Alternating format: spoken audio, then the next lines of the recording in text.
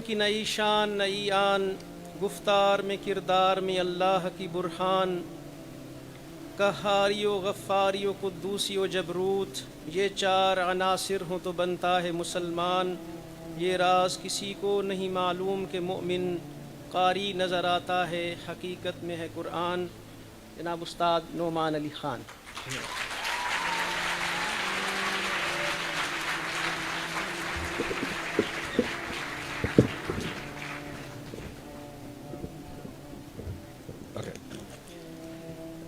السلام علیکم ورحمۃ اللہ تعالی وبرکاتہ۔ الحمد للہ رب العالمین والصلاة والسلام علی سید الانبیاء والمرسلین وعلی آلہ وصحبہ اجمعین، اما بعد۔ پہلی بات میں یہ کہنا چاہوں گا کہ پنجاب یونیورسٹی کے اسٹوڈنٹس کی کچھ اور ہی انرجی ہے، ماشاء اللہ، الحمدللہ۔ اللہ تعالیٰ نے مجھے اس ٹور کے ذریعے بہت سارے نوجوانوں سے ملنے کا موقع دیا ہے، بہت سارے لوگوں سے بات کرنے کا موقع دیا ہے، اور جہاں جہاں میں گیا ہوں کچھ سوال ایک جیسے آتے گئے ہیں، کئی جگہ منفرد سوال بھی ہیں، لیکن کچھ سوال جو آتے گئے ہیں ان میں ایک چیز کامن ہے، تو میں وہاں سے بات شروع کرنا چاہ رہا ہوں، اور میں نے کہیں بھی جا کر اس بات کا تفصیلی جواب کسی آڈینس کے سامنے نہیں رکھا ابھی تک، وہ میں آپ کے سامنے رکھنا چاہ رہا ہوں۔ ہر جگہ بات ہوئی ہے صبر کے بارے میں۔ ایک بچی نے سوال پوچھا تھا کہ کیا میں اپنی زندگی میں اسی طرح سفر کرتی رہوں، یا پھر جو لوگ مجھے کہتے ہیں صبر کرو صبر کرو صبر کرو، میں صبر کر کر کے ہی مر جاؤں۔ تو یہ صبر کا جو سوال ہے نا، یہ کافی آیا ہے پاکستان میں، اور میں بات یہاں سے شروع کرنا چاہ رہا ہوں کہ اصل میں جہاں تک میرا جائزہ ہے، دو صبر ہیں، ایک قرآن والا اور ایک پاکستان والا، وہ دو الگ الگ صبر ہیں۔ قرآن والا جو صبر ہے نا، اس کا بنیادی کانسیپٹ یہ ہے کہ آپ نے حق بات کرنی ہے، اور جب آپ حق بات کرو گے تو آپ کو سامنے سے مخالفت ملے گی، جس سے آپ نے حق بات کرنی ہے شاید اس سے آپ ڈرتے بھی ہوں، جس سے حق بات کرنی ہے وہ آپ پر پریشر بھی ڈالے کہ آئندہ مت کرنا، یہ کیا بات کر دی۔ جس سے آپ نے حق بات کرنی ہے وہ آپ کو دھمکی بھی دے سکتا ہے، آپ کو نقصان بھی پہنچا سکتا ہے، آپ کو مالی نقصان پہنچا سکتا ہے، آپ کو جسمانی نقصان پہنچا سکتا ہے، ہو سکتا ہے آپ کو نفسیاتی نقصان پہنچا سکتا ہے، لیکن اس کے باوجود آپ نے صبر کرنا ہے اور حق کی بات کرتے رہنا ہے، جتنی بھی مشکل ہوتی چلی جائے حق کی بات نہیں چھوڑنی۔ اسی بنیادی کانسیپٹ کو اللہ تعالیٰ نے اور جگہ پھر تفصیلاً، اتنے سارے مائک مجھے تو اپنی شکل بھی نہیں مل رہی ہے، تھینک یو، اوکے۔ تو اسی کانسیپٹ کو اور جگہ پر اللہ تعالیٰ نے کہا ہے کہ انصاف کے لیے کھڑے ہو جاؤ، اور جب کھڑے ہو جاؤ تو کوئی بھی سامنے ہو اس کے خلاف کھڑے ہو جاؤ، اس کی فکر نہ کرنا کون کھڑا ہے سامنے۔ وَلَوْ عَلَىٰ أَنفُسِكُمْ أَوِ الْوَالِدَيْنِ وَالْأَقْرَبِينَ إِنْ يَكُنْ غَنِيًّا أَوْ فَقِيرًا فَاللَّهُ أَوْلَىٰ بِهِمَا۔ اگر اپنے خلاف بھی کھڑا ہونا ہو تو کھڑے ہو جاؤ، دونوں والدین کے خلاف بھی کھڑا ہونا ہو تو کھڑے ہو جاؤ، سب رشتہ داروں کے قریب رشتوں کے خلاف بھی کھڑا ہونا ہو تو کھڑے ہو جاؤ، امیر کے خلاف، غریب کے خلاف، اللہ کی پہلی پرائیورٹی اللہ تعالیٰ کی ہے، اللہ کی خاطر کھڑے ہو جاؤ۔ اور یہ کھڑا ہونا آسان کام نہیں ہے، اس کے لیے بڑی آپ کو سٹیمنا چاہیے ہوتا ہے۔ اس سٹیمنا کا نام، اس کے ناموں میں سے ایک بڑا نام قرآن میں صبر ہے۔ لیکن پاکستان والا صبر ذرا مختلف ہے۔ پاکستان والے صبر میں ہے غلط بات ہو رہی ہے، آپ اس کو خاموشی سے برداشت کر رہے ہو، پھر آپ کسی سے جا کے کہتے ہو کہ یہ غلط بات ہو رہی ہے، میں کیا کروں؟ بیٹا صبر کرو، یعنی حق کی بات مت کرو، خاموشی میں صبر کرو۔ قرآن جو واضح الفاظ میں کہہ رہا ہے، یہاں بچے بچے کو یاد ہے، بڑوں کو یاد ہے، چھوٹوں کو یاد ہے، وَتَوَاصَوْا بِالْحَقِّ وَتَوَاصَوْا بِالصَّبْرِ، سب کو یاد ہے، لیکن ہم نے جو صبر بنایا نا وہ ہے إِلَّا الَّذِينَ آمَنُوا وَعَمِلُوا الصَّالِحَاتِ وَتَوَاصَوْا بِالصَّبْرِ۔ میں تھوڑی سی بیچ میں اسکپ ہو جاتی ہے بات، یہ نہیں کہا حق کی بات نہیں کرنا، یہ باتیں مت کرنا، اس سے بڑی مصیبت ہوگی، بس تم صبر کر لو، ہم نے بھی صبر کیا تھا، تم بھی صبر کرو، اللہ تعالیٰ تبدیلی لائے گا۔ اللہ تعالیٰ نے جو تبدیلی لانے والا نظام بنایا نا اپنا، وہ یہ ہے کہ پہلے حق کے لیے انسان کھڑا ہوتا ہے، پھر اللہ کی مدد آتی ہے، اور اس کے مدد کے آنے تک آپ نے حق کی بات کرتے رہنے ہیں اور حق کے ساتھ کھڑے ہوتے رہنا ہے، پھر آخر میں جب اللہ دیکھے گا کہ آپ اس کی مدد کے مستحق ہو، پھر مدد آتی ہے۔ لیکن ہوا ہماری سوسائٹی میں یہ ہے، بہت ساری جگہوں پہ، یہ صرف حکومت کی بات نہیں ہے، یہ صرف اداروں کی بات نہیں ہے، بزنسز کی بات نہیں ہے، ہمارے گھروں میں بھی یہ بات ہو رہی ہے کہ ہم حق کی بات کرنے سے ڈرتے ہیں. ہمیں لگتا ہے بہت زیادہ سامنے سے جو ہے اس کے نتائج ہوں گے، اس کا ہم سامنا نہیں کر سکتے، اور ہمیں سکھا دیا گیا صبر کرو دعا کرو، صبر کرو دعا کرو. تو دوسرا جو سوال مجھے پورے ملک میں بار بار سننے کو ملا، یہ دعا کیسی ہے؟ میں دعا کرتا رہتا ہوں، میں دعا کرتی رہتی ہوں، اس کا کوئی جواب ہی نہیں آتا. اور یہ میں بھی سوچتا رہا، یہ دعا کا مسئلہ اور کسی ملک میں جا کے گیا ہوں، میں نے کتنے ہزاروں لوگوں سے بات کی ہے، کسی کو دعا کا ایسا مسئلہ ہو نہیں رہا جیسا پاکستانیوں کو ہو رہا ہے. تو یہاں دعا کی خاص کیا اس کا اثر یہاں خاص کیوں نہیں ہے؟ پھر مجھے جا کے بات سمجھ میں آئی، جس طریقے سے دعا کی بات کی جا رہی ہے نا ہماری سوسائٹی میں، وہ یہ ہے کہ آپ نے جو اپنا کردار ادا کرنا ہے نا دعا کرنے کے مستحق ہونے کے لیے، اس کو ہٹا دیا گیا ہے رستے سے. اپنی جو محنت کرنی ہے، مشکلات کا سامنا کرنا ہے، اس کو ہٹا دیا گیا اور پھر کہا ہے اس کے بجائے آپ دعا ہی کریں. یعنی جس چیز کو اللہ تعالیٰ نے آپ کو صلاحیت دی تھی بدلنے کی، اس صلاحیت کا تو آپ انکار کر دو. میں تو کچھ کر ہی نہیں سکتا، میں تو کچھ کر ہی نہیں سکتی، یہ تو ایسے ہیں ویسے، ان کو اللہ ہی بدلے گا، ان سے تو اللہ ہی نمٹے گا. ان سے نمٹنے کے لیے اللہ تعالیٰ نے آپ کو بنایا. جو بھی مشکلات آپ کے سامنے ہیں نا، اس زمانے میں، ان مشکلات میں، اس فیملی میں، اس سوسائٹی میں، جس قوم ان مشکلات کا سامنا کرنے کے لیے صلاحیت رکھتی تھی، اسی کو وہاں ڈالا گیا ہے. لا یکلف اللہ نفسا الا وسعها. اللہ کبھی کسی انسان پر ایسی تکلیف نہیں ڈالتا سوائے اس کے کہ اس میں اس کی وسعت ہو.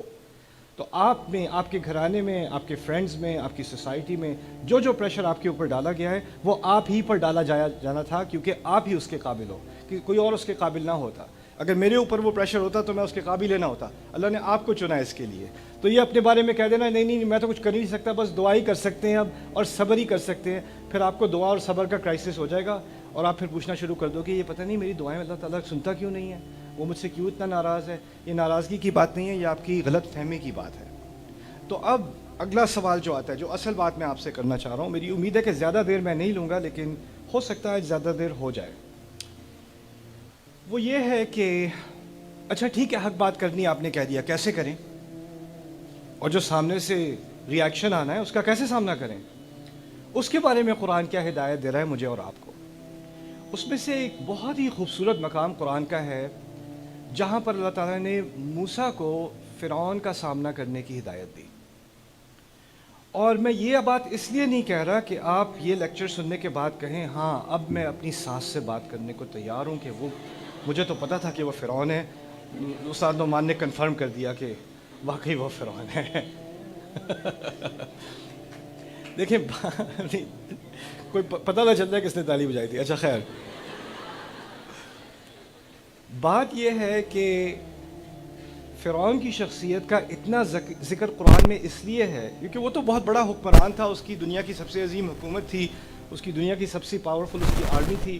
اس کا اتنا روب تھا اور اتنا اثر تھا کہ آج تک تاریخ میں اس کی جو تعمیر تھی، اس کا جو آرکیٹیکچر تھا، اس کی بنیاد پر بڑی بڑی حکومتیں اپنا آرکیٹیکچر بناتی ہیں. آپ نے کورٹ ہاؤسز میں جو بڑے بڑے ستون دیکھے ہوں گے نا، سیڑھیوں کے سامنے بڑی سیڑھیاں ہوتی ہیں، پھر آگے ستون ہوتے ہیں اور اس کے اندر کورٹ ہاؤس بلڈنگ ہوتی ہے. فرانس میں ایسا ہوتا ہے، آسٹریلیا میں ہوتا ہے، امریکہ میں ہوتا ہے، ہر جگہ ہوتا ہے. وہ اصل میں فرائض کی تعمیر ہے. وہ ان کا کہنے کا طریقہ ہے کہ ہم نئے فرعون ہیں. ڈالر کے اوپر جو ہے وہ احرام بنے ہوئے ہیں، پیرامڈز بنے ہوئے ہیں. وہ کیوں؟ کیونکہ ان کو اتنا روب تھا اس قوم کا کہ آنے والی قومیں یہ کرتی تھیں کہ ہم اگلے فرعون ہیں. اتنے امپریس تھے وہ ان لوگوں سے. تو ہم سمجھتے ہیں کہ فرعون کی مثال حکومتوں کی مثال ہے، لیکن بات اصل میں یہ ہے کہ ہر انسان کے اندر چھوٹا سا چھوٹا فرعون ہوتا ہے. میرے اندر بھی ہے، آپ کے اندر بھی ہے. اور میں یہ نہیں کہہ رہا کہ آپ اپنے آپ کو فرعون آئیڈینٹیفائی کرو، یا اپنے چچا کو، یا اپنے ابو کو، یا اپنے بڑے بھائی کو، یا خالہ کو، یا چچی کو، لیکن اس کی جو ٹیکٹکس تھی نا، جو ترکیب وہ استعمال کیا کرتا تھا لوگوں کو کنٹرول کرنے کے لیے، وہ ایسے ہی نہیں حکومت پہ پہنچ گیا تھا. اس کے پاس کچھ طریقے تھے اور وہ بہت بڑا جینیس تھا.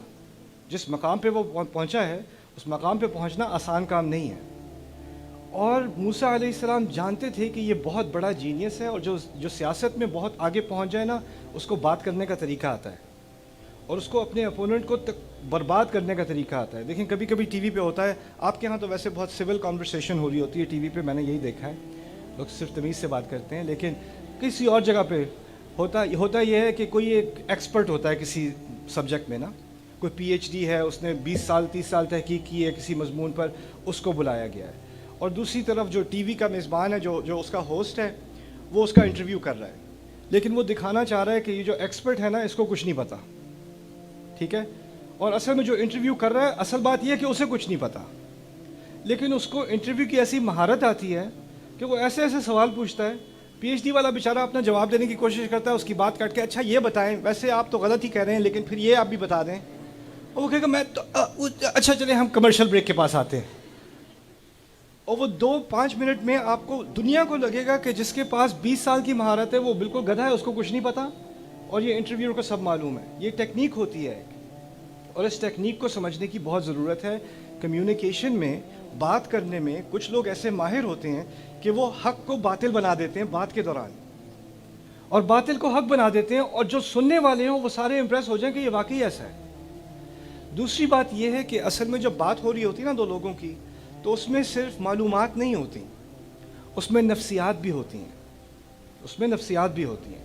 اس کی چھوٹی سی مثال میں آپ کے سامنے رکھ دوں کہ اگر کوئی لائر ہے، لائر کو، وکیل کو اپنا کیس پریزنٹ کرنا آتا ہوتا ہے، وہ جج کے سامنے آ کر بڑی تفصیل سے اپنا کیس پریزنٹ کرتا ہے، اپوزیشن کا مقابلہ کرتا ہے، یعنی وہ انٹروگیشن کرتا ہے، اس میں بہت کانفیڈنس ہوتا ہے کہ وہ اپنی بات کو کھل کر جج کے سامنے بیان کر سکے. اگر اس میں اس طرح کی بات کرنے کی صلاحیت نہ ہو تو وہ وکیل بن ہی نہیں سکتا.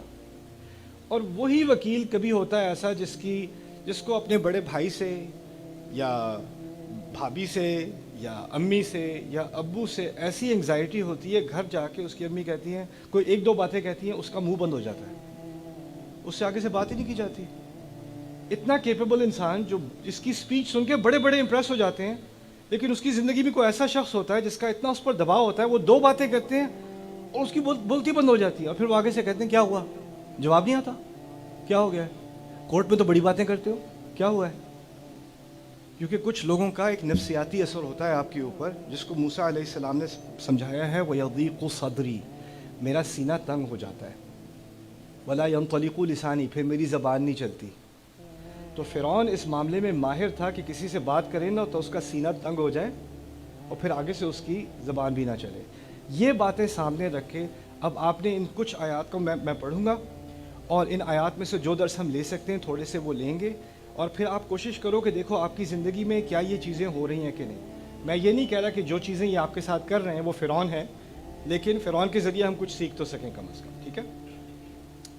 اللہ تعالیٰ نے کہا موسیٰ علیہ السلام سے کہ فَأْتِيَا فِرْعَوْنَ فَقُولَا إِنَّا رَسُولَ رَبِّ الْعَالَمِينَ أَنْ أَرْسِلْ مَعَنَا بَنِي إِسْرَائِيل. فرعون کے پاس جاؤ اور 2 باتیں کہنا. پہلی بات یہ کہنا کہ تم اور ہارون دونوں، ہم دونوں اللہ کے رسول ہیں، رب العالمین کے، تمام جہانوں کے رب کے ہم رسول ہیں. اور آپ دوسری بات یہ کہنا ان ارسل معنا بنی اسرائیل، اس کی بنیاد پر آپ بنی اسرائیل کو ہمارے ساتھ جانے دیں. دونوں کا آپس میں ایک ربط ہے. یہ جو قوم ہے بنی اسرائیل، اس کا ایک رب ہے، آپ اس کے رب نہیں ہیں، تو ان کا رب ان کو بلا رہا ہے. آپ ان پر ربوبیت نہیں کر سکتے، آپ ان کو غلام نہیں بنا سکتے، وہ اللہ کے غلام ہیں. تو پہلی بات کی ہے کہ ہم اصل رب کے نمائندے ہو کر، اس کے رسول ہو کے آپ کے سامنے آئیں، اور آپ کی خیریت اسی میں ہے کہ آپ بنی اسرائیل کو ہمارے ساتھ جانے دیں، ان کو غلامی سے رہا کر دیں. یہ 2 باتیں جا کے آپ نے فرعون کے سامنے کہنی ہے. اچھا، جو فرعون کے سامنے بات کرنی تھی، آپ کو معلوم ہونا چاہیے موسیٰ علیہ السلام بھاگ کے نکلے تھے، ان پہ قتل کا کیس ہو گیا تھا، اور یہاں تک کہ پولیس کی اسکیم بھی بن گئی تھی کہ کورٹ میں جانے تک کی حد نہیں آنی چاہیے، کیونکہ کورٹ میں کیس پہنچ گیا تو فرعون کو تو خاص محبت تھی اس وقت موسیٰ علیہ السلام سے. اس آیت کی بنیاد پر وَأَلْقَيْتُ عَلَيْكَ مَحَبَّةً مِّنِّي، فرعون کو محبت تھی، فرعون کی قوم کو محبت نہیں تھی. تو پولیس والے اصل میں جلتے تھے کہ یہ بنی اسرائیل سے ہیں، ان کی رنگت سے پتہ چلتا ہے بنی اسرائیل سے ہے، لیکن ان کو رائل ٹریٹمنٹ دی جا رہی ہے، یہ محل میں رہتے ہیں، ہمیں ان کے لیے دروازہ کھولنا پڑتا ہے، باقی ان کی رنگت کے سارے لوگوں کو ہم غلام رکھے ہوئے ہیں، اور ان کو دیکھو کیسا نواب بنایا ہوا ہے یہاں پہ. تو ان کو ایک جلن تھی.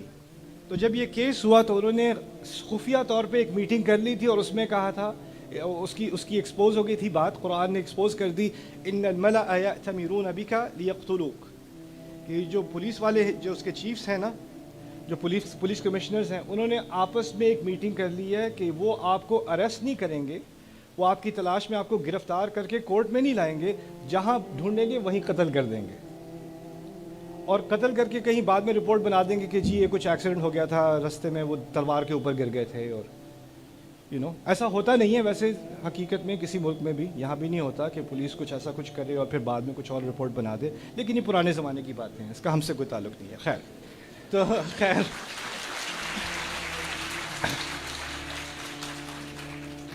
تو خیر اب وہ چلے بھاگ گئے تھے. اب اللہ تعالیٰ کہہ رہے ہیں نہ صرف کہ تم مصر میں جاؤ، لیکن جو حکومتی بلڈنگ ہے اس کے سامنے گارڈز کھڑے ہوں گے، ان کو جا کے کہو میں فرعون سے ملنے آیا ہوں. اور انہوں نے پورے مصر میں سے ہو کے ہارون کے ساتھ علیہ السلام جا کے پہنچنا ہے دروازے پہ اور کہنا ہے ہمیں فرعون سے بات کرنی ہے. اب دیکھیں مجھے اللہ تعالیٰ نے موقع دیا ہے مختلف ملکوں میں heads of state, governors, presidents سے ملاقات کرنے کا. اور جب کسی کنگ سے یا پریزیڈنٹ سے یا پرائم منسٹر سے ملاقات کرنی ہوتی ہے نا، تو پہلے آپ کو وہ ایک باقاعدہ اورینٹیشن دیتے ہیں کہ آپ نے ایسے کھڑے ہونا ہے، آپ نے یہاں پہ بیٹھنا ہے، جب وہ آئیں گے تو آپ نے یہ کرنا ہے، آپ نے آپ کو اس ٹائٹل سے پکارنا ہے، اس طرح کرنا ہے، اس طرح کرنا ہے. جیسے میں ملیشیا میں گیا تھا، مثال میں پرلیس ان کا ایک اسٹیٹ ہے، ان کے جو ملک ہیں ان کو توانکو کہا جاتا ہے ملیشین زبان میں. تو توانکو کو ملاقات کرنے کے لیے ان کا جو ان کا علاقائی لباس ہے نا وہ پہننا پڑتا ہے. تو پہلے I had to put a batik on، تو وہ پہن کے تو پھر ان سے جب بات کرنی ہوتی ہے، وہ پہلے ان کے ہاں اور مذاہب تھے، بدھزم تھا اور شرک والے مذاہب تھے، لیکن اب اسلام آ گیا. تو پرانے زمانے میں وہ ہاتھ جوڑ کے وہ ایسے جھکا کرتے تھے، لیکن ہمارے دین میں ہم کسی کے آگے جھکتے نہیں ہیں. تو اب انہوں نے اس کو جھکنے کو ریورس کر دیا، وہ ایسے کر کے ایسے کرتے ہیں. تو رواج رکھ لیا، شرک نکال دیا ہے. تو پھر مجھے یہ بھی سیکھنا پڑا. تو یعنی ایک اورینٹیشن ہوتی ہے، ایک پروٹوکول ہوتا ہے. اب اللہ تعالیٰ نے جب موسیٰ علیہ السلام کو بھیجا اس کمرے، میں چاہتا ہوں کہ آپ اپنا ذہن استعمال کریں، آپ ایسے سمجھیں کہ آپ اس کمرے کے اندر ہیں. موسیٰ علیہ السلام کی جو انہوں نے داخل ہونا ہے نا محل کے اندر، آپ اس کمرے میں موجود ہیں. شاید آپ سیکیورٹی گارڈ ہیں، یا وہ فرعون اوپر تخت پہ بیٹھے نا، آپ پنکھا دینے والے ہیں. پنکھے والے بھی ہوتے تھے نا پہلے، آپ کی فل ٹائم جاب لگ گئی ہے. اوکے، کچھ لوگ کہتے ہیں میرا باس فرعون ہے، اس کا واقعی فرعون تھا. تو خیر اب کوئی اگر بادشاہ کے یا پریزیڈنٹ کے یا پرائم منسٹر کے یا گورنر کے یا میئر کے آفس میں داخل ہوتا ہے یا اس کے چیمبر میں داخل ہوتا ہے، تو پہلی بات تو ہوتی ہے کہ اٹس این آنر، آپ نے مجھے اپنا قیمتی وقت دیا، آپ کا بہت بہت شکریہ. اور ایک تھوڑی سی نمائش ہوتی ہے شروع میں، اور وہ تو اپنے آپ کو کیا کہتا تھا، انا ربکم الاعلی، میں تم سب کا سب سے اعلیٰ رب ہوں میں. موسیٰ کو ہدایت دی جا رہی ہے آپ جاؤ، پھٹے پرانے کپڑے ہوں گے صحرا میں سے ہوتے ہوئے، اور ان کا سٹیٹس کیا ہے، کرمنل سٹیٹس ہے، ٹھیک ہے، فیوجیٹو ہیں. اور اب انہوں نے جانا ہے بلڈنگ کے اندر، اور ساتھ میں ان کے ہارون علیہ السلام جن کو غلام مانا جاتا ہے، انہوں نے بھی کوئی شاندار کپڑے نہیں پہنے ہوئے اس میٹنگ کے لیے.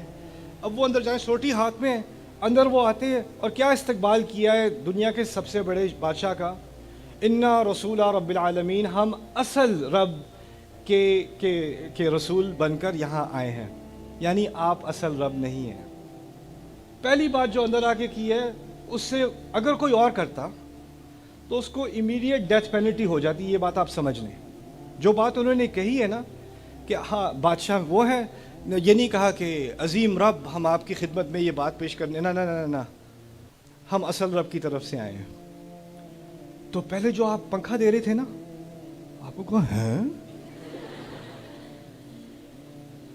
کبھی آپ نے دیکھا نہیں ہوگا کہ کسی کی ایسی ہمت ہوئی ہو کہ اس طرح سے فرعون سے بات کرے.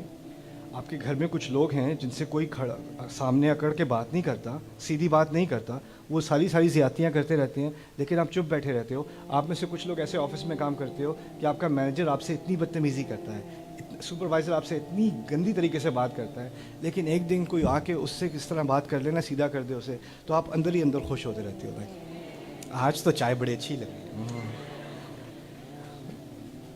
تو آپ پنکھا دے رہے ہو. موسیٰ علیہ السلام نے اندر آ کے کہا انا رسول رب العالمین، لیکن یہاں تک بات نہیں رکی، آگے ایک مزید افینس کر دیا. اور کیا کہا، ان ارسل معنا بنی اسرائیل، مطالبہ میں کرنے آیا ہوں. اپنی خیر چاہتے ہو تو کیا کرو، بنی اسرائیل کو ہمارے ساتھ بھیج دو. یہ کہاں فرعون تخت پہ بیٹھا، کہاں یہ دو لوگ جو اندر آ کے یہ بات کر رہے ہیں. پورا کمرہ ہوتا ہے، اس میں سیکیورٹی گارڈ ہوتے ہیں، ان کے وزیر ہوتے ہیں، ایڈوائزرز ہوتے ہیں، جنرلز ہوتے ہیں، پنکھے والے ہوتے ہیں، فانٹا والے ہوتے ہیں، جو بھی ہوتے ہیں. ان سب کو بھی ایک دم سے شوق لگا ہوگا، یہ کیا کیا دیا اس نے، ایسی بات کبھی سنی نہیں اس کمرے کے اندر. تو آگے سے اب سارے گھور رہے ہیں فرعون کی طرف، یہ کیا کہیں گے، اب کیا ہونے والا ہے. یہ بات سمجھ لیں کہ فرعون نے موسیٰ علیہ السلام کو بیٹے کی طرح پالا تھا، بہت محبت دی تھی، اپنے محل میں ان کی پرورش کرائی تھی. تو ان کے جانے سے پہلے خاص محبت تھی فرعون کو موسیٰ علیہ السلام سے. لیکن محبت کے مختلف پہلو ہوتے ہیں. فرعون کو ایک طرف موسیٰ سے محبت ہے، ایک طرف اپنے اقتدار سے بھی محبت ہے، اور وہ دونوں چیزوں کو بیلنس کرنا چاہ رہا ہے. اگر کوئی اور ہوتا، جی شکریہ، تھینک یو، یہ لائٹ کی وجہ سے ہو رہا ہے، اوکے. خیر، فرعون اگر کوئی اور ہوتا، جیسے میں بتا رہا تھا، اس کو فوراً قتل کر دیتا. اس نے کیا کیا ہے کیسے؟ اب اس بات کو سمجھنے کے لیے، آج کی بات کو سمجھنے کے لیے آپ کے سامنے میں دو باتیں رکھوں گا. وہ دو باتیں آپ نے یاد رکھنی ہیں، اور میں بار بار پوچھتا رہوں گا، زور سے آپ نے جواب دینا ہے. موسیٰ علیہ السلام دو باتیں کرنے آئے تھے، کہ وہ رسول ہیں، اللہ کے بھیجے ہوئے رسول ہیں. اس کے لیے مختصر ہم لفظ استعمال کریں گے رسول، تاکہ وہ ساری بات کا خلاصہ ایک لفظ میں آ جائے. پہلی بات کیا تھی؟ رسول.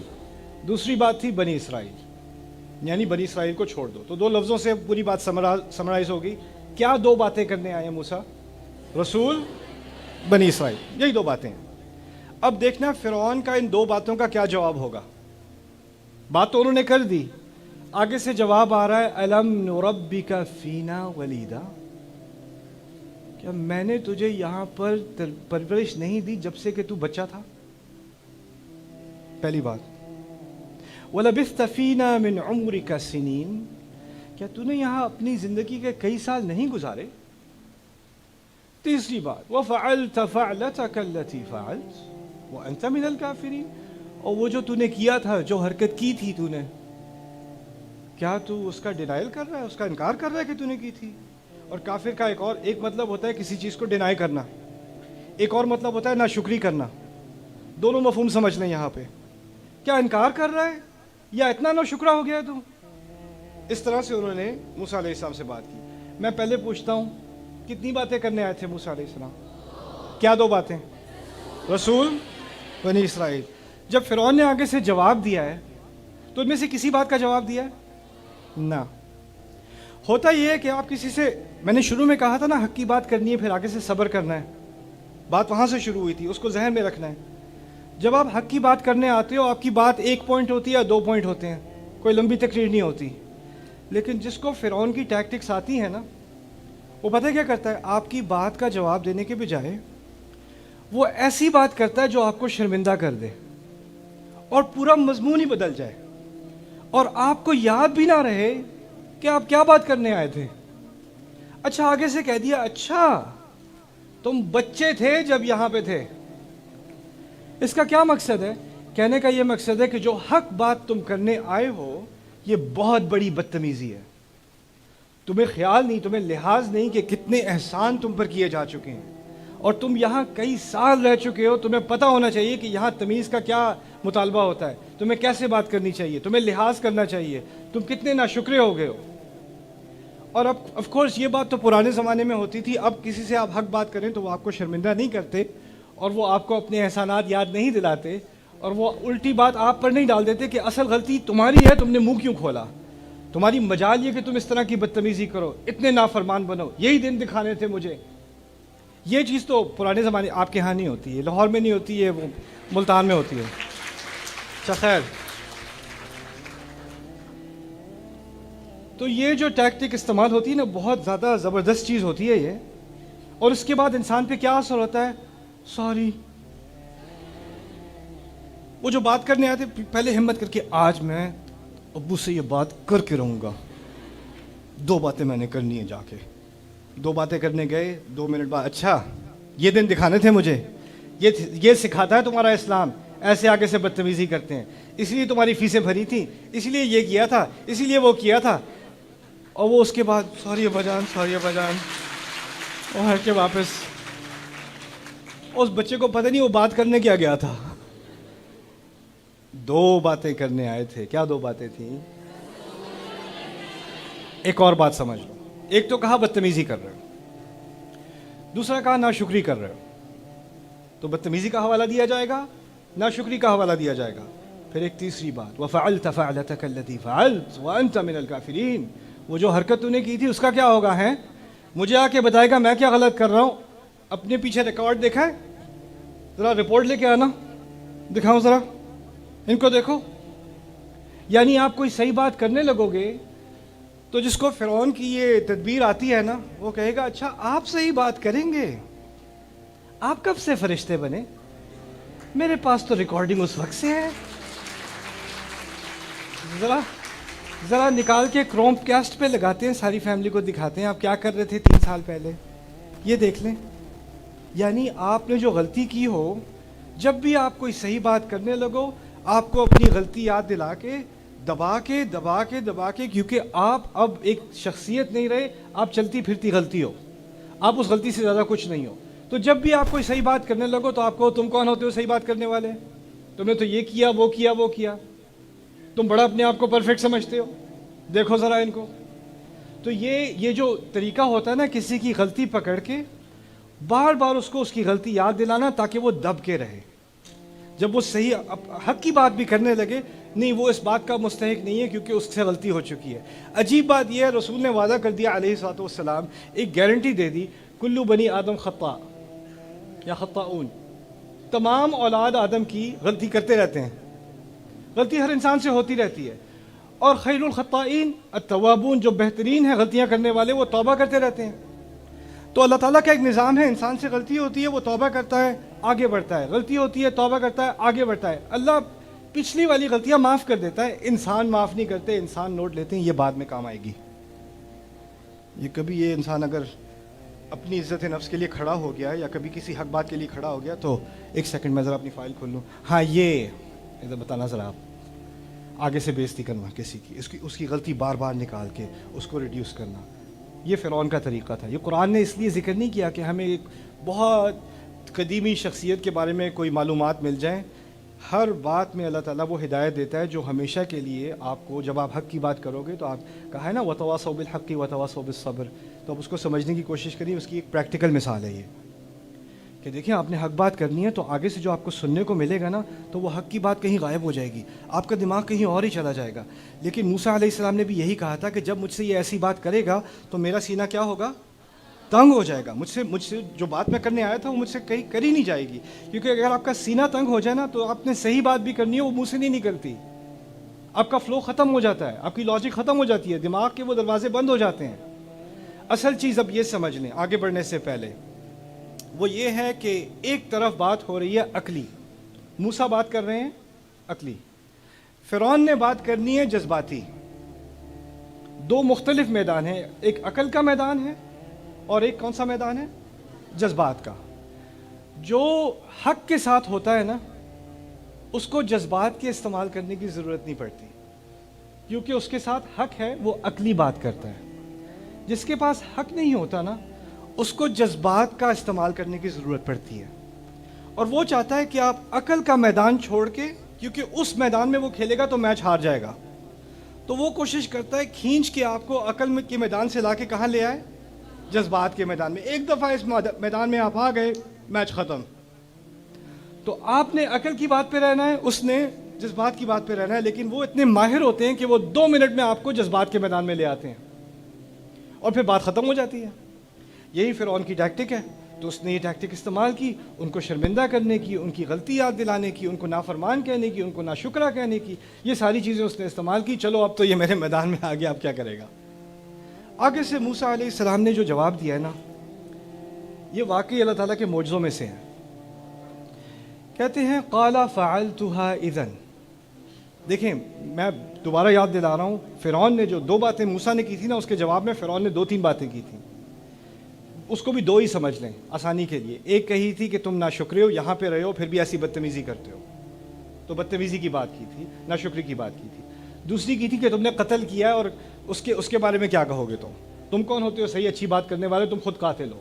वह फ़अलत फ़अलतक अल्लती फ़अलत। बाय द वे, उसमें एक और चीज़ मैंने नहीं बताई दूसरी चीज़ के बारे में। फ़िरौन ने खुल के नहीं कहा तूने कत्ल किया था, ये नहीं कहा जो हरकत की थी ना, वो जो की थी वो वाली, खुल के नहीं कहा।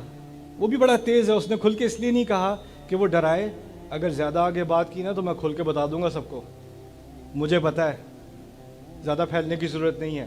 تو کچھ لوگ ہوتے ہیں ان کے پاس معلومات ہوتی ہیں، وہ آپ کو آ کے کہتے ہیں وہ جو چیز تھی نا وہ نہیں بھولنا، وہ والی. پھر اور جو بیٹھے ہوئے ہیں وہ کہیں گے کون سی چیز؟ کچھ نہیں. Right؟ وہ ایک ہاسٹیج سچویشن بنائی ہوئی ہے نا. دو باتیں اس نے کی ان کو پورے سبجیکٹ سے، پورے مضمون سے ہٹانے کی. اب بات سننا موسیٰ علیہ السلام کی. کہتے ہیں فعلتها اذن، جس حرکت کا آپ ذکر کر رہے ہیں، جس غلطی کا آپ ذکر کر رہے ہیں، وہ میں نے کی تھی اس وقت. اس سے ڈرنے کے بجائے مجھ سے غلطی ہوئی، سب کو پتہ چل جائے گا مجھ سے غلطی ہوئی. ان کو پہلے پتہ ہے، سب کو پتہ ہے مجھ سے ہوئی غلطی. آپ صحیح کہہ رہے ہیں. لیکن فرعون نے یہ بات پہلے نہیں کہی تھی، فرعون نے یہ بات دوسری کہی تھی. پہلی بات کہی تھی ناشکری والی، نافرمانی والی، بدتمیزی والی، وہ پہلی بات تھی. لیکن موسیٰ کو اس بات کا احساس ہے علیہ السلام کہ اصل جو بڑا مسئلہ ہے وہ قتل والا مسئلہ ہے، کیس والا مسئلہ ہے. تو بڑی بات کو پہلے سامنے لے کے آتے ہیں. اس سے ایک بات یہ بھی سامنے آتی ہے کہ وہ جذبات میں نہیں ہے، وہ بھی عقلی بات کر رہے ہیں ابھی تک. اور وہ آگے سے فرعون کو کہتے ہیں ہاں میں نے کی تھی، وَأَنَا مِنَ الضَّالِّينَ. اور اس وقت میں کنفیوز تھا. ضال کے معنی ہم اردو میں ہمیشہ گمراہ کر دیتے ہیں، وہ ہمیشہ گمراہ نہیں ہوتے. ضلع کے معنی میں کنفیوژن کے معنی بھی آتے ہیں. کسی چیز کو صحیح سے نہ سمجھ سکا ہو کوئی تو اس کو بھی ضال کہا جاتا ہے. تو اس وقت میں کنفیوز تھا، مجھ سے واقعی غلطی ہوئی. اور پھر کیا کہتے ہیں، عجیب بات، فَفَرَرْتُ مِنْكُمْ لَمَّا خِفْتُكُمْ. اور اس کے نتیجے میں تم سب سے بھاگ گیا تھا. فرعون تو ایک شخص ہے، لیکن منکم میں فرعون کی طرف اشارہ نہیں ہے، وہ من کا ہوتا ہے عربی میں. کہا ہے فَفَرَرْتُ مِنْكُمْ لَمَّا خِفْتُكُمْ، میں تم سب سے بھاگ گیا جب میں تم سب سے ڈرا کرتا تھا. فَفَرَرْتُ مِنْكُمْ لَمَّا خِفْتُكُمْ. Thank you. میرے پاس ویسے تھا ڈبہ. Okay that's okay, I can sweet, it's fine. دیکھیں جب کمرے میں پریزیڈنٹ ہو نا تو پروٹوکول یہ ہوتا ہے کہ صرف پریزیڈنٹ سے بات کی جاتی ہے. آپس میں آپ گپ شپ کر رہے ہوگے نا تو وہ بدتمیزی ہوتی ہے کس کے ساتھ؟ پریزیڈنٹ کے ساتھ. ٹیچر کلاس میں ہو، اسٹوڈنٹس آپس میں بات کر رہے ہوں تو کیا ہوتا ہے؟ بدتمیزی ہوتی ہے نا. امام خطبہ دے رہا ہے، لوگ آپس میں بات کر رہے ہیں، امام کے ساتھ بدتمیزی ہے کہ نہیں؟ یہی ہے نا. لیکن اس کا سب سے اعلیٰ جو کرائم ہے وہ پریزیڈنٹ کے سامنے ہے یا بادشاہ کے سامنے ہے. بادشاہ سامنے ہے، بات باقیوں سے ہو رہی ہے. موسیٰ علیہ السلام نے تمام کی طرف مڑ کے کہا مجھ سے غلطی ہوئی تھی لیکن میں تم سب سے بھاگ گیا تھا. اور اس سے وہ اس بات کا اشارہ کر رہے ہیں کہ مجھے یہاں پروٹوکول کی فکر نہیں ہے، حق کی بات میں نے کرنی ہے. لگتا ہے یہ عقلی بات نہیں کرنا چاہ رہے، یہ جذباتی بات کرنا چاہ رہے ہیں. تو شاید آپ کا عقل کا دروازہ ابھی تک کھلا ہے، میں آپ سے ہی بات کر لوں. اور پھر کہتے ہیں لما خفتکم، جب میں تم لوگوں سے ڈرا کرتا تھا میں بھاگ گیا. فوہب لی ربی حکما وجعلنی من المرسلین، پھر میرے رب نے مجھے حکم دے دیا. حکم کہتے ہیں پختگی دے دی، مجھے پکا بنا دیا، اور حکمت بھی دے دی، اور مجھے بھیجنے والوں میں سے بنا دیا، مجھے رسول بنا دیا. اس لیے میں واپس آ گیا. کیا باتیں کرنی تھی موسیٰ نے؟ دو باتیں. پہلی بات کیا تھی؟ رسول. دوسری بات کیا تھی؟ اب دیکھا، کہا ہاں میں نے کی تھی، پھر میں بھاگ گیا، پھر مجھے رسول بنا دیا، میں واپس آ گیا. اپنے پوائنٹ پہ واپس آ گئے. پہلے پوائنٹ پہ کتنے پوائنٹ رہ گئے؟ ایک اور رہ گیا، بنی اسرائیل والی بات. کہتے ہیں وَتِلْكَ نِعْمَةٌ تَمُنُّهَا عَلَيَّ أَنْ عَبَّدْتَ بَنِي اسرائیل. واقعی حق تو یہ ہے کہ آپ نے میرے اوپر بڑا احسان کیا ہے، بڑی آرام سے میری زندگی یہاں پہ گزری ہے. آپ کی بات بالکل ٹھیک ہے، لیکن کیا یہ اس بات کو جسٹیفائی کرتی ہے کہ آپ تمام بنی اسرائیل کو غلام بنا کے رکھو؟ اس کا بنی اسرائیل کو غلام بنانے سے کیا تعلق ہے؟ ٹھیک ہے آپ کا بہت شکریہ، میرا بیڈ روم بڑا زبردست تھا، لیکن یہ جو غلامی میں آپ نے رکھا ہوا ہے اس کا اس سے کیا تعلق ہے؟ یہ تو بالکل اللاجیکل ہے. تو موسیٰ علیہ السلام نے کیا کیا؟ اس کی دو جذباتی باتیں لے کے ان کو واپس اپنی بات کی طرف لے آئے. اٹس جینیس دونوں چیزوں کو. یعنی انہوں نے ایک پیغام بھیج دیا فرعون کو بھی اور باقی سارے بیٹھنے والوں کو بھی کہ میں جو بات کرنے آیا ہوں اس سے مجھے جذبات میں ڈال کر پھسلایا نہیں جا سکے گا. اللہ تعالیٰ سے انہوں نے دعا کی تھی وَيَضِيقُ صَدْرِي، اور شکایت کی تھی، بلکہ اپنے خوف کا اظہار کیا تھا وَيَضِيقُ صَدْرِي وَلَا يَنْطَلِقُ لِسَانِي، میرا سینہ تنگ ہو جاتا ہے، میری زبان نہیں چلتی. اللہ نے آگے سے کہہ دیا تھا کلا، کچھ نہیں ہوگا، تمہارا سینہ تنگ نہیں ہوگا. تمہاری زبان چلے گی. اب وہ زبان چل رہی ہے اور وہ جذبات میں آئے بغیر چل رہی ہے. میرے نوجوان بہن بھائی اور بڑے بھی کیا سیکھ رہے ہیں ابھی کہ آپ کی زندگی میں کچھ ایسے لوگ ہوتے ہیں, فرعون نہیں ہوتے, ان کی طرف اشارہ بھی کرنے کی ضرورت نہیں ہے, لیکن وہ آپ کو جذباتی بنا دیتے ہیں, اور جب وہ آپ جذباتی بناتے ہیں تو آپ جذباتی ہو جاتے ہو, اور یہی آپ کی غلطی ہے کہ آپ جذباتی ہو جاتے ہو. جو بات کرنی ہوتی ہے اس پہ رہا کرو, اپنے آپ کو ٹھنڈا رکھو, غصہ کرنے کی ضرورت نہیں, رونے کی ضرورت نہیں, نروس ہونے کی ضرورت نہیں, خاموش ہونے کی ضرورت نہیں, کانفیڈنس رہنا ہے, ٹھنڈا رہنا ہے, اپنے آپ کو پکا کرنا ہے. موسیٰ علیہ السلام کی آیات سے تھوڑی ہمت لینی ہے کہ کیا کرنا چاہیے اس سچویشن میں. اچھا اب فرعون کو بھی سمجھ آ گیا کہ یہ تو ہٹنے والے ہیں نہیں, یہ بھی ڈھیٹ ہو گئے, دوبارہ انہوں نے بات کر دی.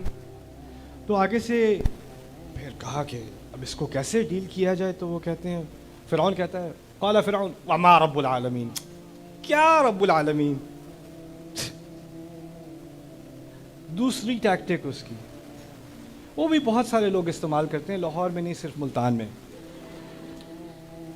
وہ یہ ہے کہ کوئی سنجیدہ بات آپ نے کرنی ہے, آگے سے کوئی کہتے کیا بات کر رہے ہیں یار چھوڑو, یا کوئی کہہ دے یہ کوئی بات ہے کرنے کی, شکل دیکھیے اپنی یہ جو ہے نا, یہ وما رب العالمین کی تفسیر ہے. یعنی کسی چیز کو ڈسمس کرنا جیسے اس کی کوئی اہمیت ہی نہیں ہے. جی میں نے آپ سے ایک ضروری بات کرنی ہے, ٹائم نہیں ہے میرے پاس. اچھا کیا پتہ نہیں ہے, ضروری بات یہ چیز جو ہے نا, اور یہ کئی رشتوں میں یہ بات کئی سالوں تک چلتی رہتی ہے, کئی سالوں تک چلتی رہتی ہے, بات ڈسمس کی جا رہی ہے. میرے پاس اس بات کا کوئی اسٹیمنا نہیں ہے, اچھا بڑا لمبا دن تھا میرا, میں بہت اسٹریس ہوں, مجھے یہ بات نہیں کرنی, اگلے دن مجھے یہ بات نہیں کرنی, 4 دن بعد آپ بات کرنے کی کوشش کرو, یار کیا رٹا لگایا ہوا ہے, نہیں کرنی بات مجھے, ہر بار یہی بات. یعنی وہ بات کرے گا نہیں اور کہے گا ہر بار یہی بات ہوتی ہے. دیکھا نا, تو یہ ہے وما رب العالمین, تنزیہ بات ہے, ڈسمس کرنے والی بات ہے. اب اس کے بعد بھی انسان چپ ہو جاتا ہے, اب یہ بات کرنا ہی نہیں چاہ رہا, میں کیا کروں آگے سے, مجھے تو چپ کرا دیا انہوں نے اس طرح. السلام کو کیا پختگی دی اللہ نے. آگے سے کہتے ہیں اچھا وہ کہہ رہے ہیں نا کیا رب العالمین, تو وہ تنزیہ سوال ہے, لیکن انہوں نے اس کو ایسے سنا جیسے وہ واقعی سوال ہے, اور ان کو بھی پتہ ہے تنزیہ ہے, لیکن طنز کا جواب بھی طنز یہ ہوتا ہے کہ آپ اس کو حقیقی سمجھیں اور حقیقی سوچ کے اس کا جواب دیں. تو وہ کہتے ہیں رب السماوات والارض وما بینہما ان کنتم موقنین, وہ تو رب تمام آسمانوں کا اور زمین کا اگر تم باقی سب یقین کرنے کے لیے تیار ہو تو. یعنی دوسری دفعہ اس نے فرعون کو ڈسمس کیا, انہوں نے باقی سب سے بات کر رہے ہیں, اور کس چیز کا ذکر کیا, آسمانوں کا اور زمین کا. آسمان اور زمین کی اہمیت سمجھ لیں. فرائنہ کا ایمان تھا, ان کا یقین یہ تھا, ان کے عقائد میں تھا کہ اصل خدا سورج ہے اور سورج کی اولاد فرائنہ ہے. تو جو سورج اٹھتا ہے اور جاتا ہے نا, وہ ان کا معبود ہے وہ, اور وہ آسمانوں کا معبود ہے اور زمینوں کا معبود فرعون ہے. یہ ان کا فلسفہ تھا. ایک ہی جملے میں رب السماوات والارض وما بینہما, آسمانوں کا رب, زمین کا رب, اور جو ان دونوں کے درمیان ہے ان کا رب. اگر تم باقی لوگ عقلی بات کی بنیاد پر یقین کرنے کو تیار ہو, میں اس رب کی طرف سے آیا ہوں جو آسمان کا بھی رب ہے اور زمین کا بھی. یعنی نہ یہ آسمان کا رب ہے اور نہ اس کے باپ دادا زمین کے, نہ یہ زمین کا رب ہے نہ اس کے باپ دادا آسمان کے رب ہیں. ان کا پورا فلسفہ توڑ دیا ایک جملے میں انہوں نے. لیکن بات پھر بھی یہی, اس نے پوچھا تھا نا اگر رسول ہو تو کس کے ہو, کیا رب لگایا ہوا ہے. تو انہوں نے آگے سے جواب دیا رب السماوات والارض وما بینہما ان کنتم موقنین. اس میں ایک اور بات بھی سامنے آ گئی, بہت بڑی توہین ہے فرعون کے لیے, بہت زبردست بےزتی ہوئی ہے. وہ تو اس طرح کہہ رہے ہیں جیسے فرعون تو عقل استعمال کر نہیں سکتا, اس کو تو جذباتی باتیں کرنی آتی ہیں یا بات ڈسمس کرنی آتی ہے, اس میں اتنا کانفیڈنس نہیں ہے کہ میری بات کا صحیح عقلی جواب دے سکے, تو وہ تو بیوقوف ہے, دیکھتے ہیں آپ میں عقل ہے کہ نہیں. یعنی اس بات سے انہوں نے کنایتاً فرعون کو بیوقوف بھی کہہ دیا. اب فرعون جو ہے وہ, ابھی اس کے بارے میں تھوڑی بات کرتے ہیں. پہلے یہ سوچتے ہیں کہ آپ جو پنکھا دے رہے تھے نا, آپ پر کیا گزر رہی ہے. آپ دن رات فرعون کے سامنے پنکھا کرتے ہو, اور اب کسی نے آ کے فرعون کو 2 دفعہ اپنی اوقات دکھا دی, آگے سے جواب دے دیا, تو آپ کو تو اندر سے بڑا اچھا لگ رہا ہے رائٹ. آج تو مزہ آ گیا. اوکے, آپ کا تو کچھ زیادہ ہی پسینہ نکل رہا ہے, میں ذرا تیز کر دوں. اب جب انہوں نے موسیٰ علیہ السلام نے یہ بات کی ہے نا کہ میرا رب آسمانوں کا رب ہے، زمین کا رب ہے، اور تمام ان کے درمیان جو ساری چیزیں ان کا رب ہے، انہوں نے اس ملک کے اور اس نظام کے قائم کیے ہوئے مذہب کی نفی کی یا نہیں کی؟ مجھے آپ یہ بتائیں. نفی کی ہے نا؟ اور اس کے ماننے والوں کے سب سے بڑے اس کمرے کے اندر ہیں. تو آپ کسی ایسے مقام پر جا کر ان کے بلیفز کی، ان کے عقائد کی توہین کرو گے، ان کی نفی کرو گے، تو وہ سارے اٹھ جانے چاہیے، ان سب کو غصہ آ جانا چاہیے کہ کیا بات کر دی، رب ہیں وہ ہمارے، سورج، سب کو غصہ آ جانا چاہیے ان کے اوپر، موسیٰ علیہ السلام کے اوپر. مزے کی بات یہ ہے سارے ایسے سن رہے ہیں، اور کچھ لوگ تو چپکے سے اپنا فون نکال کے ریکارڈ بھی کر رہے ہیں اسنیپ چیٹ پہ ڈالنے کے لیے، اس کے ساتھ فائر ایموجی لگا دی، آج مزہ آ رہا ہے بہت، یہ فرعون کی شکل دیکھو. تو فرعون کو اندازہ ہو گیا کہ کمرے میں کسی کو غصہ نہیں آیا، آنا چاہیے تھا، میرے ساتھ ہیں یہ لوگ، میری حمایت میں، میری وفاداری میں سب کو کھڑے ہو کے کہنا چاہیے تھا، کیا بات کر رہا ہے، کسی نے نہیں کہا. تو اب فرعون کا غصہ موسیٰ پہ ہونے کے بجائے اب فرعون کا غصہ کہاں جا رہا ہے؟ باقی سب پہ. فرعون کہتا ہے قرآن میں اللہ تعالیٰ نے ریکارڈ کیا، قال لمن حولہ الا تستمعون، اپنے ارد گرد سب سے کہتا تم سن نہیں رہے کیا؟ تم میں سے کسی کو غصہ نہیں آیا؟ اوہ تو کیا ریکارڈ کر رہا ہے؟ کمرے میں لوگ اب موسیٰ علیہ السلام سے امپریس ہونا شروع ہو گئے. اب بات یہ سمجھنے کی کوشش کریں کہ جب یہ بات شروع ہوئی تھی تو موسیٰ علیہ السلام بالکل یہاں پہ تھے، فرعون وہاں پہ تھا. ایک دو جملے ہوئے اور فرعون کا مقام اپنے ہی محل کے اندر نیچے ہو رہا ہے، اور آہستہ آہستہ موسیٰ کا مقام اونچا ہو رہا ہے. اس کے اندر، اس کمرے کے اندر بیٹھے ہوئے لوگ اب آہستہ آہستہ موسیٰ علیہ السلام سے امپریس ہونا شروع ہو گئے. اور یہ دیکھیں، یہ سمجھنے کی کوشش کریں کہ فرعون کی حکومت عظیم ترین حکومتوں میں سے ہے تاریخ کی، اور اس کا کوئی فوج بھی سامنا نہیں کر سکتی. جتنا ان کا روب تھا وہ اصل میں اپنی جو تعمیر، ان کی عظیم تعمیرات ہیں، وہ پانی کے نزدیک بنایا کرتے تھے کہ اور قومیں وہاں سے گزریں اپنی کشتیوں کو لے کے تو ڈر جائیں کہ یہ کیسے لوگ ہیں. اصل اس انٹیمیڈیشن فیکٹر تھا اس کا. اور اس حکومت کا سب سے اعلیٰ آفس، اس کے اندر یہ بات ہو رہی ہے. سمجھنے کی بات یہ ہے کہ اگر اس کمرے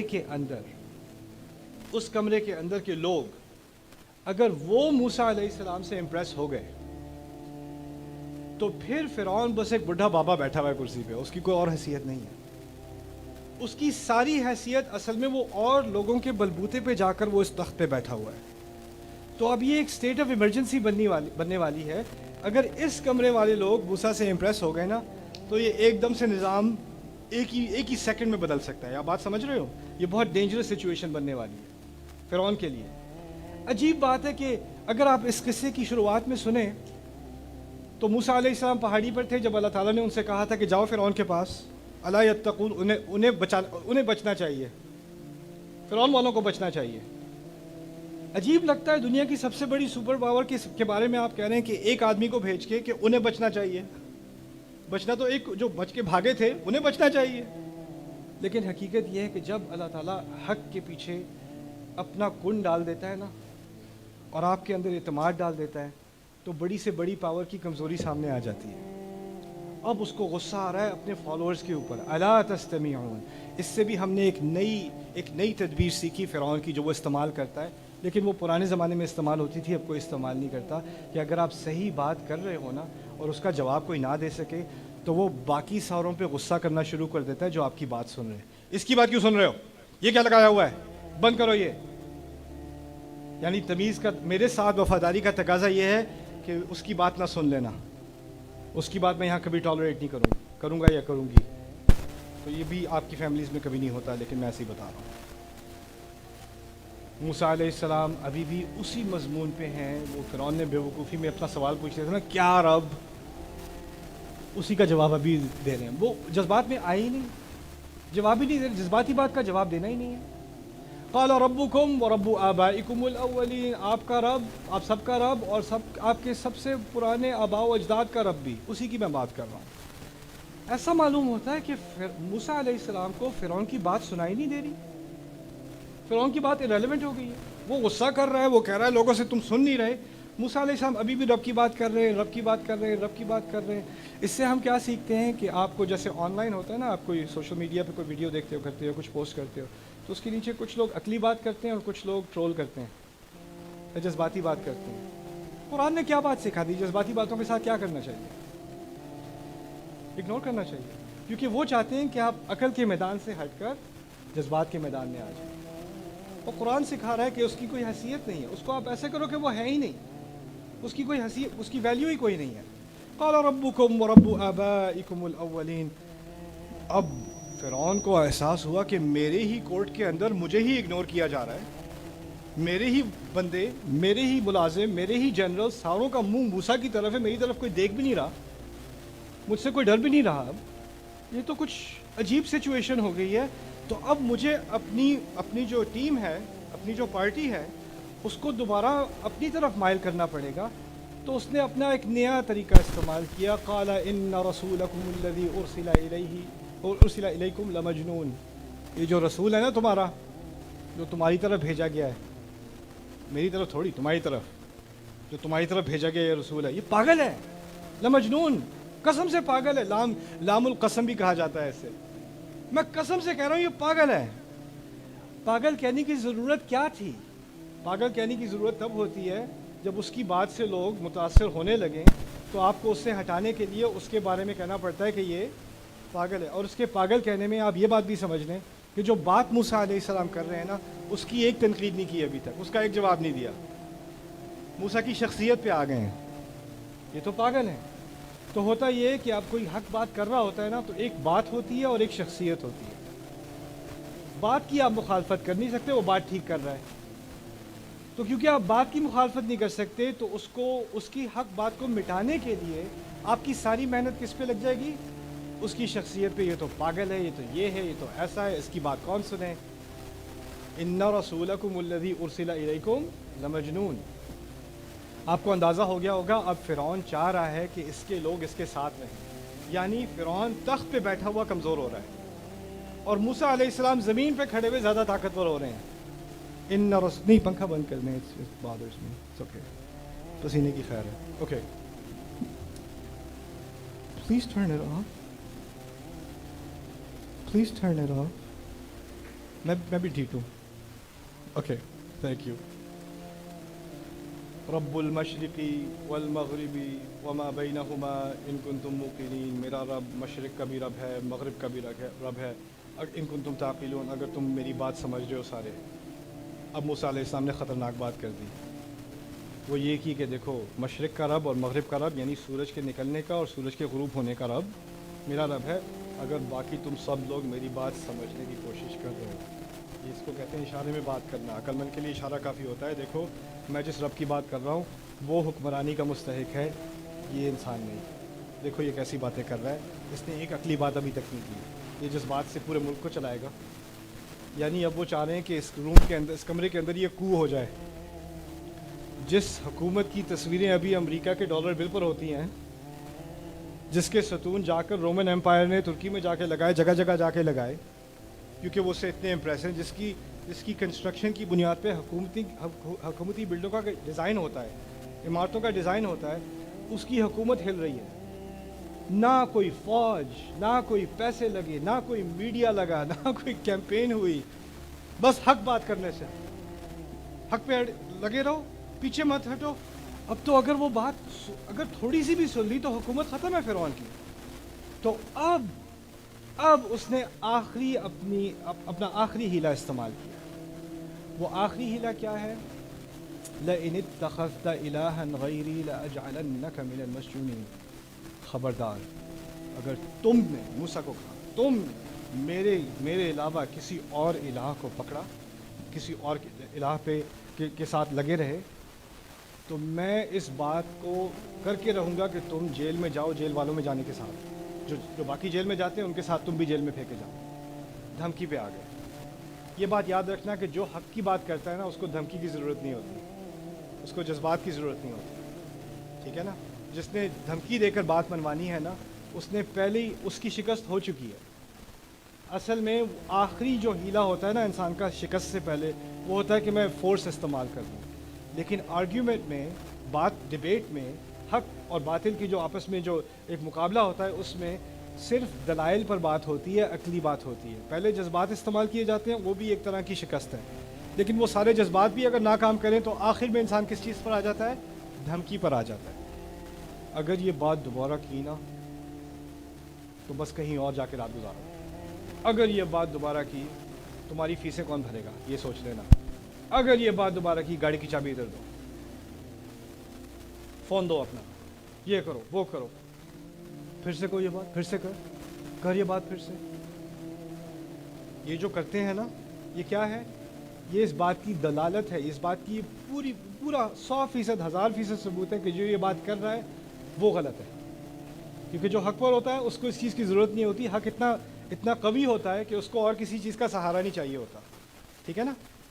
تو یہاں جب اس نے یہ بات کی تو صرف موسیٰ علیہ السلام پر بھی یہ بات واضح نہیں ہو گئی، تمام اس کے کورٹ روم پہ یہ بات واضح ہو گئی کہ اب فرعون ہار چکا ہے. اور اب موسیٰ علیہ السلام کو بھی پتہ چلا اگر انہوں نے دوبارہ بات کرنے کی کوشش کی تو کیا ہوگا؟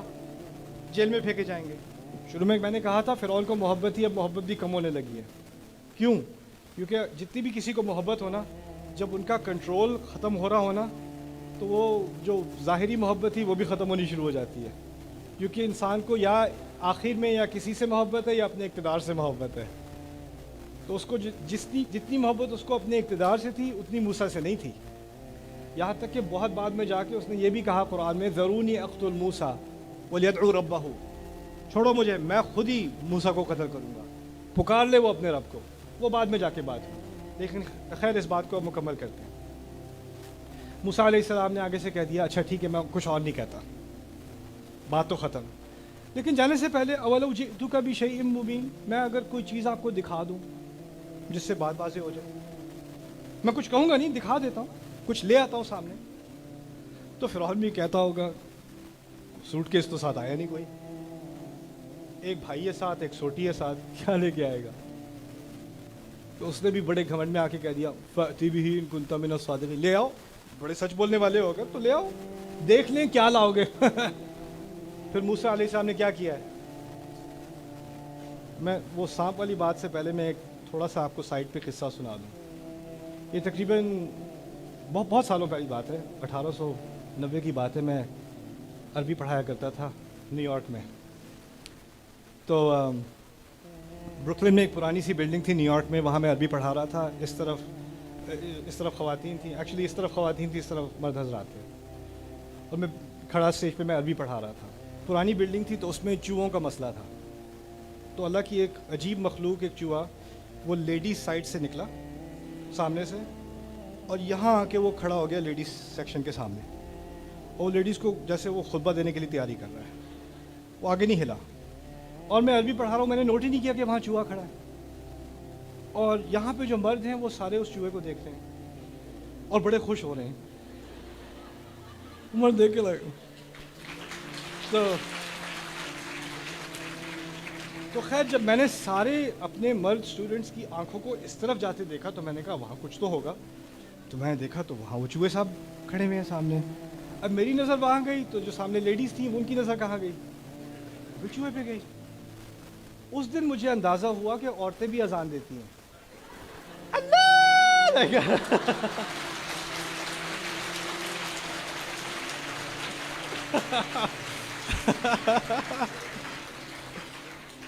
کوئی کرسی پہ چڑھی ہوئی ہے، دادی اماں کرسی پہ چڑھی ہوئی ہے، کوئی اللہ لا الہ الا هو الحی القیوم. وہ جو ہے نا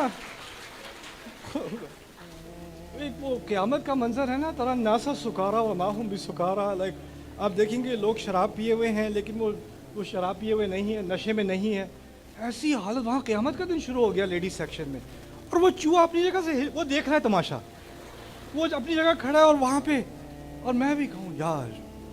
مجھے پھر اسی وقت خیال آیا کہ دیکھیں آپ کو میں نے جاب پکڑائی تھی نا پنکھے والی، اس ہال کے اندر موسیٰ علیہ السلام نے اپنی سوٹی پھینکی ہے، اور اس سانپ کی اس کی تین خصوصیات قرآن نے بتائی.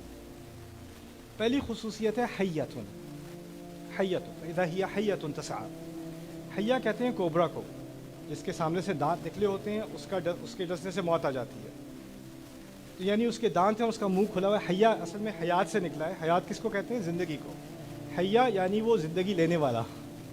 جب اس کا منہ کھل جاتا ہے نا تو زندگی ختم ہونے والی ہے نا، تو اس کو حیا کہا جاتا ہے تعبیر میں.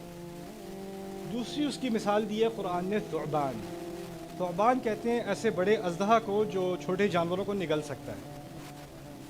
تو ایک طرف جو کوبرا ہوتا ہے وہ دبلا ہوتا ہے اور ثعبان جو ہے وہ موٹا ہوتا ہے. قرآن نے یہ جو سانپ بنایا ہے نا، یہ اور ہی اسپیشیز ہے. یہ دونوں کی ایک کمبینیشن ہے اور اتنی خطرناک ہے کہ اس کے بارے میں تیسری جو خصوصیت قرآن نے بتائی ہے وہ جان ہے، یعنی جن معلوم ہوتا ہے. یہ تو دنیا کی مخلوق معلوم ہی نہیں ہوتا. تو یہ کوئی چوہا نہیں تھا جو کمرے میں آ گیا، یہ ایک بہت بڑا سانپ اژدہا جو انسان کو بھی نگل لے، اور اس کے دانت نکلے ہوئے ہیں سامنے سے، اور پھر وہ تسعا، وہ گھومتا پھر رہا ہے. آپ اندازہ کرو اگر آپ کی وہاں جاب تھی تو آپ کیا کرو گے اس وقت؟ I quit. فرعون بھی اپنے تخت پہ چڑھ گیا ہوگا. سارے پورے کمرے میں پہلے موسیٰ علیہ السلام کے الفاظ کی وجہ سے انہوں نے کمرے پر اپنا غلبہ کر لیا تھا. اور اب ایک چیز اس ڈیمونسٹریشن کے ذریعے اب ساری آنکھوں پر بھی غلبہ ہے. پہلے کانوں پر غلبہ تھا، اب آنکھوں پر بھی غلبہ ہے، اب دلوں پر بھی غلبہ ہے. خوف بھی آ گیا. پہلے امپریس ہوئے ہوئے تھے، اب ڈر بھی گئے سارے.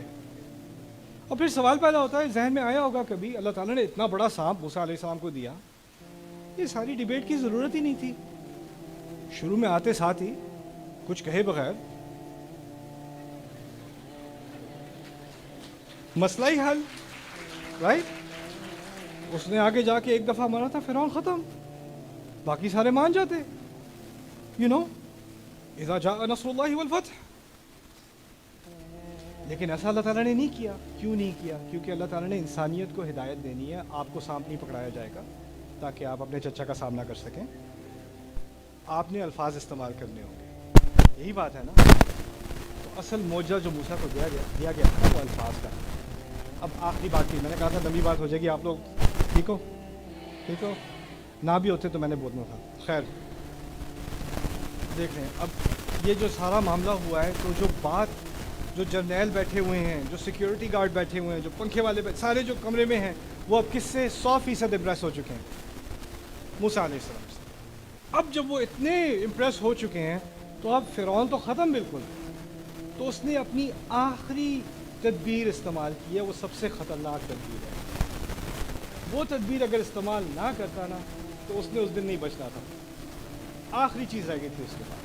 اب دھمکی سے کام نہیں چلے گا، اب ان کو پاگل کہنے سے کام نہیں چلے گا، ان کو شرمندہ کرنے سے کام نہیں. وہ ساری تدبیر استعمال کر چکا، ساری ضائع ہو چکی. اب اس کے ہتھیار ختم ہوتے چلے جا رہے ہیں. اس کے پاس ایک ہی رہ گیا ہے بس استعمال کرنے کو، اور یہ بڑا عظیم ہیلا ہے، بڑی عظیم تدبیر ہے. یہ تدبیر سمجھنے کے لیے میں آپ کو ایک مثال دیتا ہوں. آپ لوگ میرے بھائیوں برا نہیں ماننا، میں آپ کی حمایت میں بھی بعد میں مثال دوں گا. یہاں نہیں ہوتا، ملتان میں ہوتا ہے. میاں بیوی ہے. شوہر جو ہے وہ بیوی کی قدر نہیں کر رہا، اس سے بدتمیزی سے بات کرتا ہے، اس کی ہر چیز کا مذاق اڑاتا ہے، اسے برا بھلا کہتا ہے. وہ سمجھتی ہے شاید کیونکہ میں بدصورت ہو گئی ہوں اس لیے، تو وہ کوشش کرتی ہے کہ میں ذرا اپنا حلیہ بھی ٹھیک کر دوں، شاید کچھ بدل جائے گا. تو وہ پھر میک اپ کرتی ہے، اچھے کپڑے کرتی ہے، بال ٹھیک سے کرتی ہے، ان کا فیوریٹ ڈنر بناتی ہے، کینڈل لائٹ لگاتی ہے، بچوں کو جلدی سلا دیتی ہے. وہ آفس سے تھکے ہوئے آتے ہیں، وہ اپنی اینک بھی اتار دیتی ہے بیوی. پھر دروازہ کھولتی ہے، شوہر اندر آتا ہے. شوہر دیکھ کے کہتا اینک اتارنے سے اچھی لگنے لگو گی. تو وہ آگے سے کہتی نہیں، اینک اتارنے سے آپ اچھے لگتے ہیں.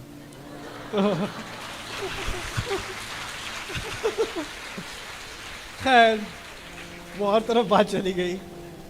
میں تو جو بیوی ہے وہ اپنی سہیلی سے بات کر رہی ہے، تو میری بات کو اگنور کرتے ہیں، مجھے ہر وقت انسلٹ کرتے رہتے ہیں، میری کسی چیز کی قدر نہیں کرتے، اور یہ سالوں سے چل رہا ہے، مجھ سے نہیں رہا جا رہا، مجھ سے نہیں رہا. وہ سہیلی سے بات کر رہی ہے. سہیلی کہہ رہی ہے آپ اس کو کنفرنٹ کریں، آپ بات کریں. اور کہتی آج میں بات کر کے رہوں گی. تو اب وہ دروازہ کھولا تو شوہر جو ان کا ہے وہ آئس کریم لے کے کھڑا ہوا ہے، وہ جنگ کے لیے تیار، وہ آئس کریم لے کے، یہ دیکھو میں کیا لے کے آیا ہوں، یاد ہے یہ والی آئس کریم؟ اور وہ جو ابھی تیار تھی، اس کے ہاتھ میں تلوار تھی، وہ بھی کہتی ہے جی یاد ہے، اور پھر بیٹھ کے وہ پہلی دفعہ پارک میں بیٹھ کے کھائی تھی نا وہ، ہاں چلو وہاں چل کے کھاتے ہیں، چلیں۔ اور پھر بعد میں سہیلی سے بات، سہیلی کہتی ہے کیا ہوا، کنفرنٹ کیا؟ نہیں اصل میں ان پہ نا کام پہ بہت پریشر ہوتا ہے تو اس لیے وہ کبھی کبھی وہ غصہ کر جاتے ہیں، لیکن وہ بہت پیار کرتے ہیں، اصل میں ایسی کوئی بات نہیں ہے، پتہ ہے وہ آئس کریم بھی لے کے آئے تھے آج، پتہ ہے اب وہ والی۔ اب وہ بیوی کے دماغ میں آتا ہے کہ یہ تو بدل گئے ہیں، یہ تو پرانے والے ہو گئے ہیں جیسے ہوتے تھے وہ،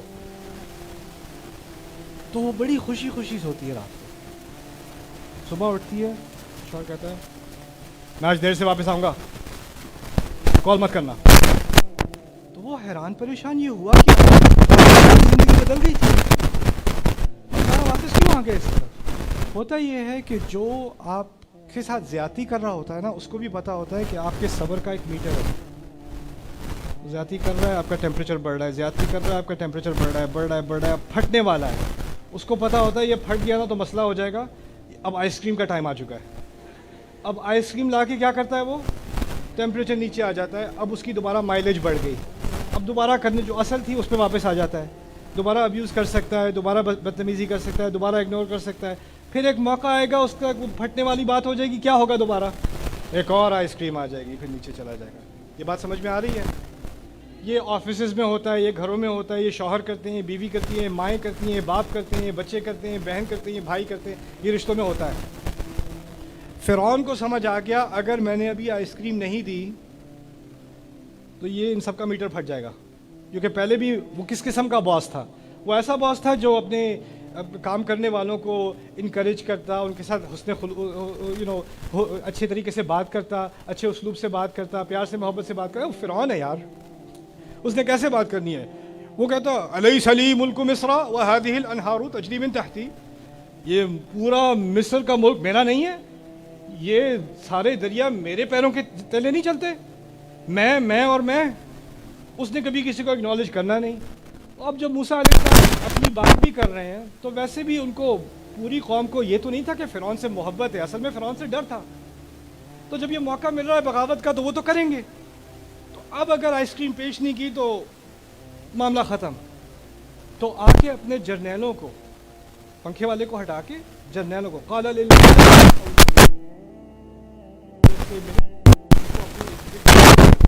وہاں سام چل رہا ہے، ارد گرد بلا کے کہتا ہے ان ھذا لساحر علیم، یہ بہت ہی زبردست قسم کا بڑا علم والا یہ جادوگر ہے، یرید ان یخرجکم من ارضکم بسحرہ فماذا تأمرون، یہ چاہتا ہے کہ تم کو تمہاری اپنی زمین سے نکال دے، تو تم بتاؤ میں کیا کروں۔ یہ تم کا لفظ جو اس نے استعمال کیا ہے نا، اس نے زندگی میں کبھی استعمال نہیں کیا۔ ہمیشہ کیا لفظ استعمال کرتا ہے؟ میں اور میں۔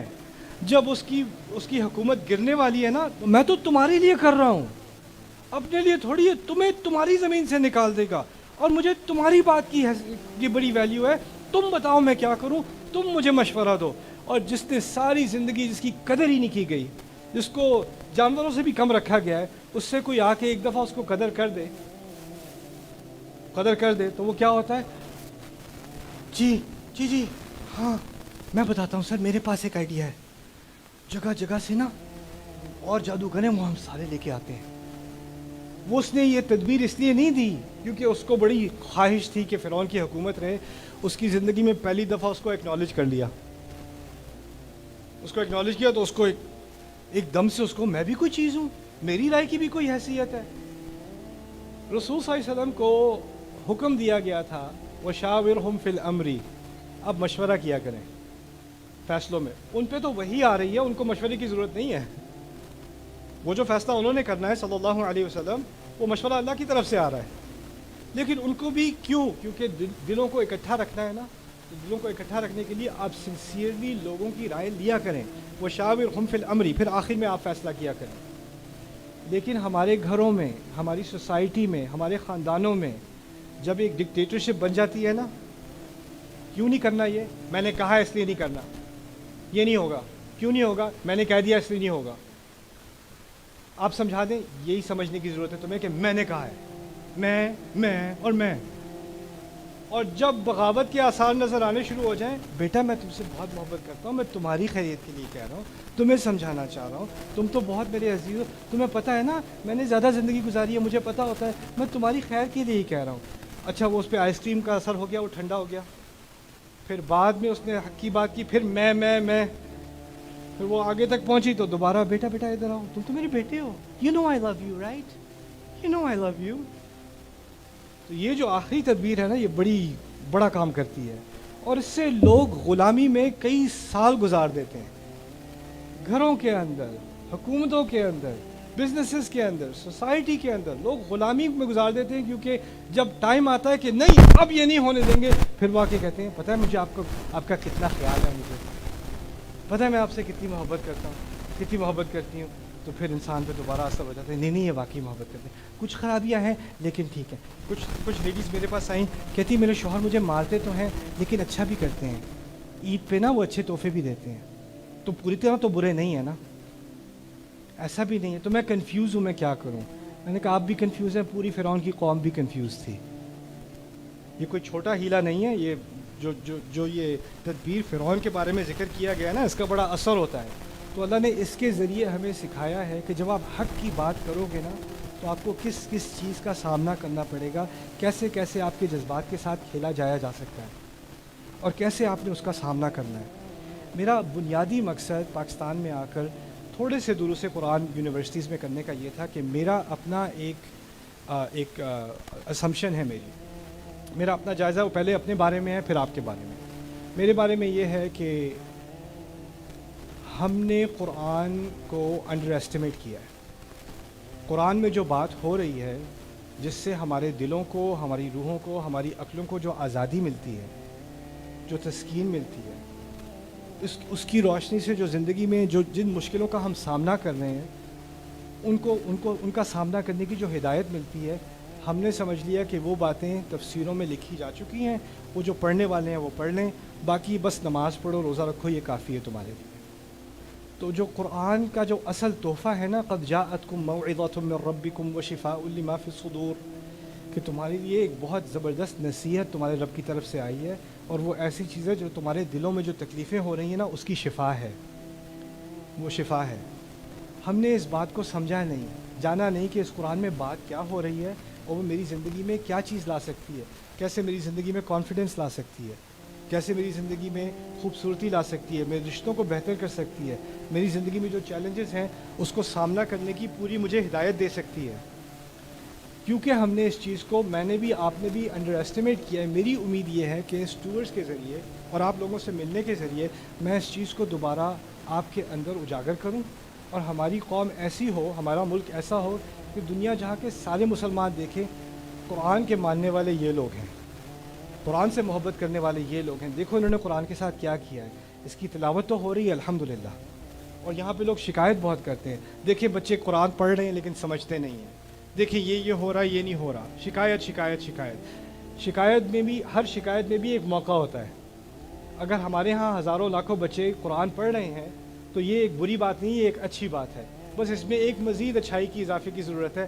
اب اگر ان کو قرآن کا سمجھنا بھی تھوڑا سا ہم اس کو فراہم کر دیں، کمپلین کرنے کے بجائے یہ سمجھتے ہیں نہیں، تو اگر آپ ایک انسٹیٹیوشن کو بھی لے لیں، ایک گاؤں کو بھی لے لیں، 100 بچوں کو بھی لے لیں، اور ان کے لیے کوئی ایک پلان بنا دیں کہ 1 سال کے اندر ان کو موسیٰ علیہ السلام کا قصہ سمجھ آنا شروع ہو جائے، ان کو بقرہ تھوڑی بہت سمجھ آنی شروع ہو جائے، ان کو قرآن کے جو بنیادی دروس ہیں جو ایک نوجوان کو چاہیے، وہ پورا قرآن بھی ایک سال میں سمجھنا ہے، کچھ چیزیں سمجھ میں آنی شروع ہو جائیں، تو آپ دیکھو گے کہ اس کی شخصیت میں، اس کی زندگی میں، اس کے آنے والے رشتوں میں، اس کی آنے والی جاب میں، سب میں ایسی تبدیلی آئے گی کہ اس سے تو انشاءاللہ ہمارا پورا ملک بدل جائے گا، پورا ملک بدل سکتا ہے.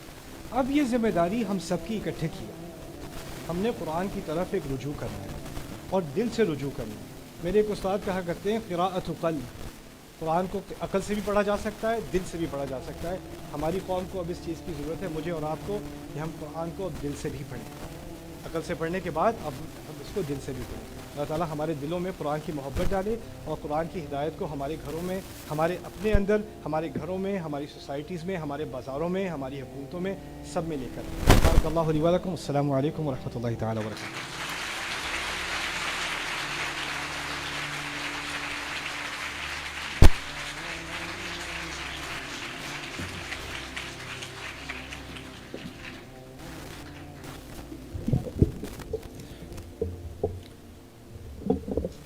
نعمان علی خان جو ہے قرآن حکیم، اس کا ایک مومن سے، مسلمان سے کیا تعلق ہونا چاہیے۔ قرآن حکیم کی وہ آیت انا انزلنا الیکم کتابا فیہ ذکرکم افلا تعقلون، کہ یہ ہم نے تمہاری طرف یہ کتاب نازل کی ہے، اس میں تمہارا ہی تذکرہ ہے، تمہارا ہی ذکر ہے، تم سمجھتے کیوں نہیں ہو۔ تو یہ اسی آیت کی تفسیر اپنے درس میں بیان کر رہے تھے کہ ہم اپنا ذکر، اپنا احوال، اپنے حالات، اپنے مسائل، اپنے سوالات اور ان کے جوابات سارے کے سارے قرآن حکیم سے جو ہے وہ حاصل کریں، ان کی طرف رجوع کریں۔ رجوع الی القرآن کی اس تحریک میں ہم سمجھتے ہیں کہ عصر حاضر کے جو ہے ایک نمائندہ ہیں اور عصر حاضر کے معلن ہیں۔ اللہ رب العزت ان کے جو ہے قوت لسانی میں مزید اضافہ فرمائے، اس میں مزید برکت دے، اور یہ اسی طرح قرآن سے لوگوں کو منسلک کرتے رہیں، قرآن کی طرف ان کو جو ہے وہ پلٹاتے رہیں، لوٹاتے رہیں۔ اظہار تشکر کے لیے مختصراً جو ہے وہ تشریف لائیں گے پروفیسر ڈاکٹر محمد اعجاز، شیخ زید اسلامک سینٹر کے ڈائریکٹر۔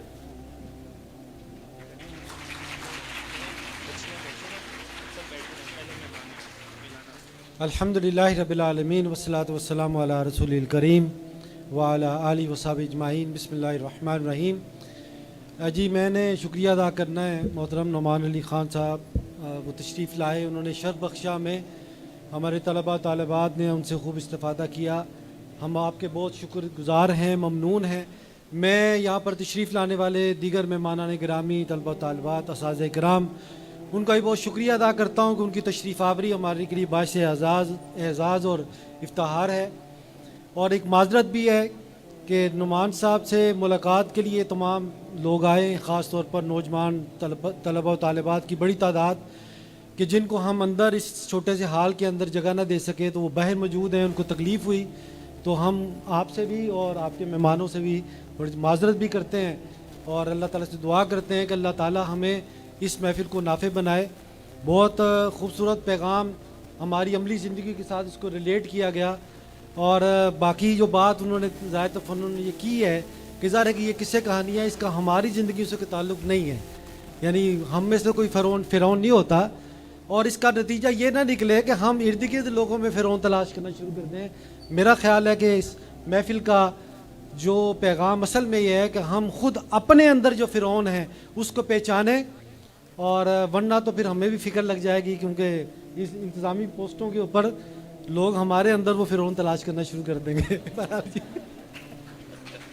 تو یہ بھی فکر ہے۔ تو میں آخر میں پھر محترم نعمان علی خان صاحب کا، دیگر مہمانان گرامی کا بہت شکریہ ادا کرتا ہوں اور ان کے ممنون ہیں، اور جو انتظامیہ میں شریک تھے، جن لوگوں نے ہماری انتظامیہ کے لوگ، طلباء و طالبات میں، اساتذہ کرام، اور جنہوں نے اس تقریب کو کامیاب بنانے میں اپنا وقت لگایا ہے، محنت کی ہے، ہم ان کے بھی بہت شکر گزار ہیں۔ اللہ تعالیٰ سے دعا کرتے ہیں کہ اللہ تعالیٰ ان سب کو اجر عظیم عطا فرمائے۔ بہت شکریہ۔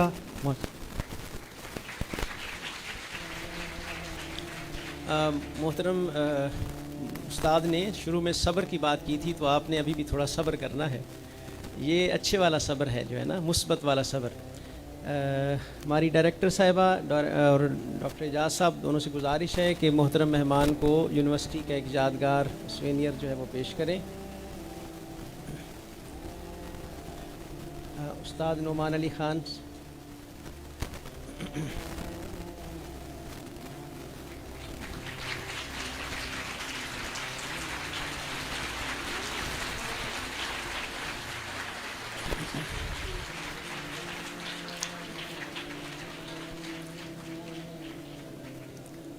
جیسا کہ استاد نے ذکر کیا ہے کہ ان کی ایک ویب سائٹ ہے بینہ کے نام سے، جہاں پر جو ہے قرآنی عربی لسان القرآن سکھائی جاتی ہے، اور وہاں پر ان کے دروس ہوتے ہیں، لیکچرز ہوتے ہیں۔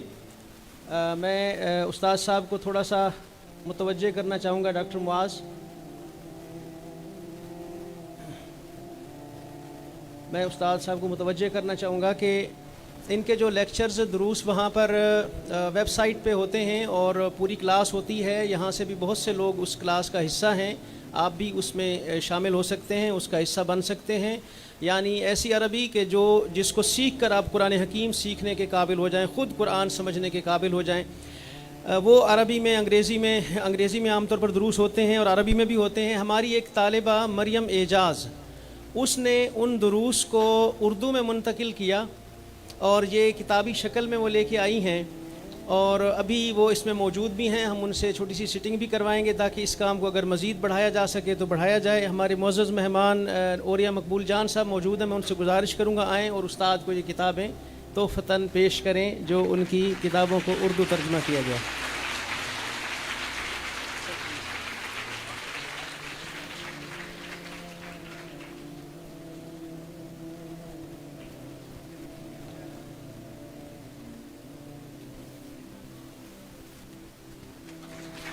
سر اس کے بعد چائے اوکے اوکے اوکے اوکے۔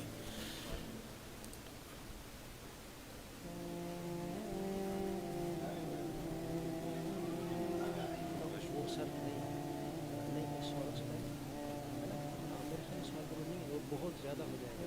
جی جی ڈاکٹر حسن صاحب، ڈاکٹر حارث صاحب،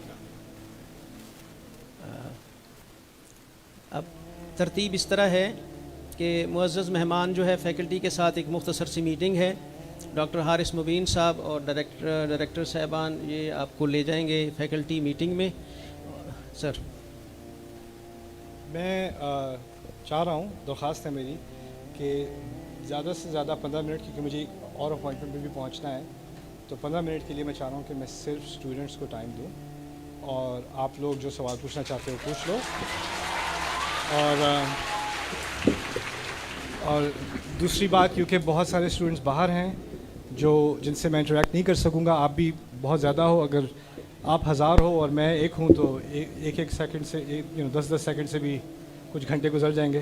تو میری خواہش یہ ہے کہ اگر ایک نوجوان لڑکا، ایک لڑکی اگر سوال کچھ مختصر سے پوچھ لیں، اور جو باقی نہیں پوچھ سکے وہ اگر آپ لکھ دو مجھے، کیونکہ میں وہ سوالات جمع کر رہا ہوں اور میں ان کو اگنور نہیں کرنا چاہتا۔ میری آنے کا اس کے بنیادی مقاصد میں سے یہ تھا کہ میں آپ کی بات سنوں۔ میں تو بولتا رہتا ہوں، میں آپ کو سننے کے لیے بھی آیا ہوں انشاءاللہ۔ جزاک اللہ خیر۔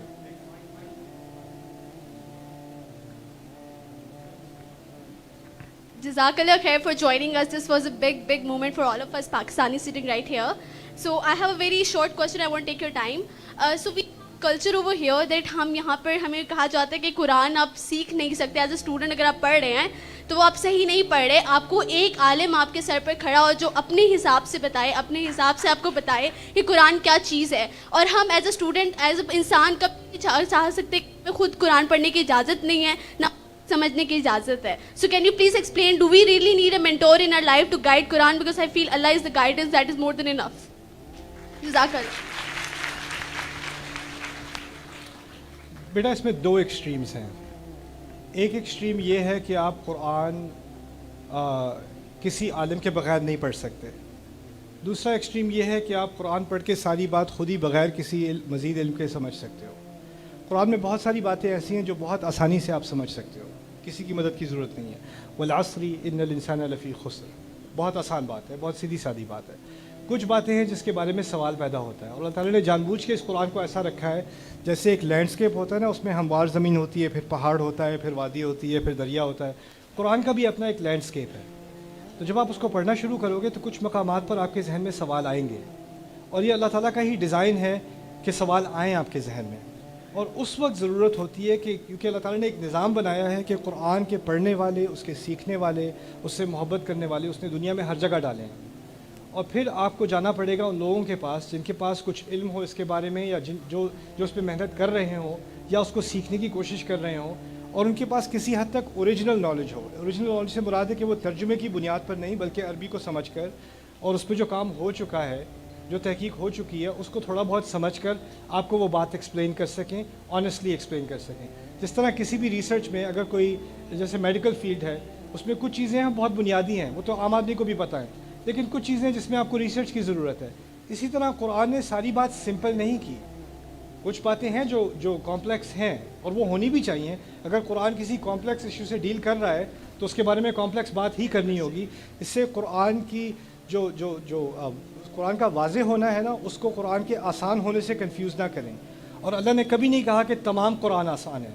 اللہ نے خاص کہا ہے وَلَقَدْ يَسَّرْنَا الْقُرْآنَ لِلذِّكْرِ, اس کو عربی میں قید کہا جاتا ہے. یعنی اللہ نے یاد دہانی کے لیے, نصیحت کے لیے قرآن کو آسان کیا ہے کہ اس کے جن مقامات میں نصیحت ہو رہی ہے وہ آسان ہے.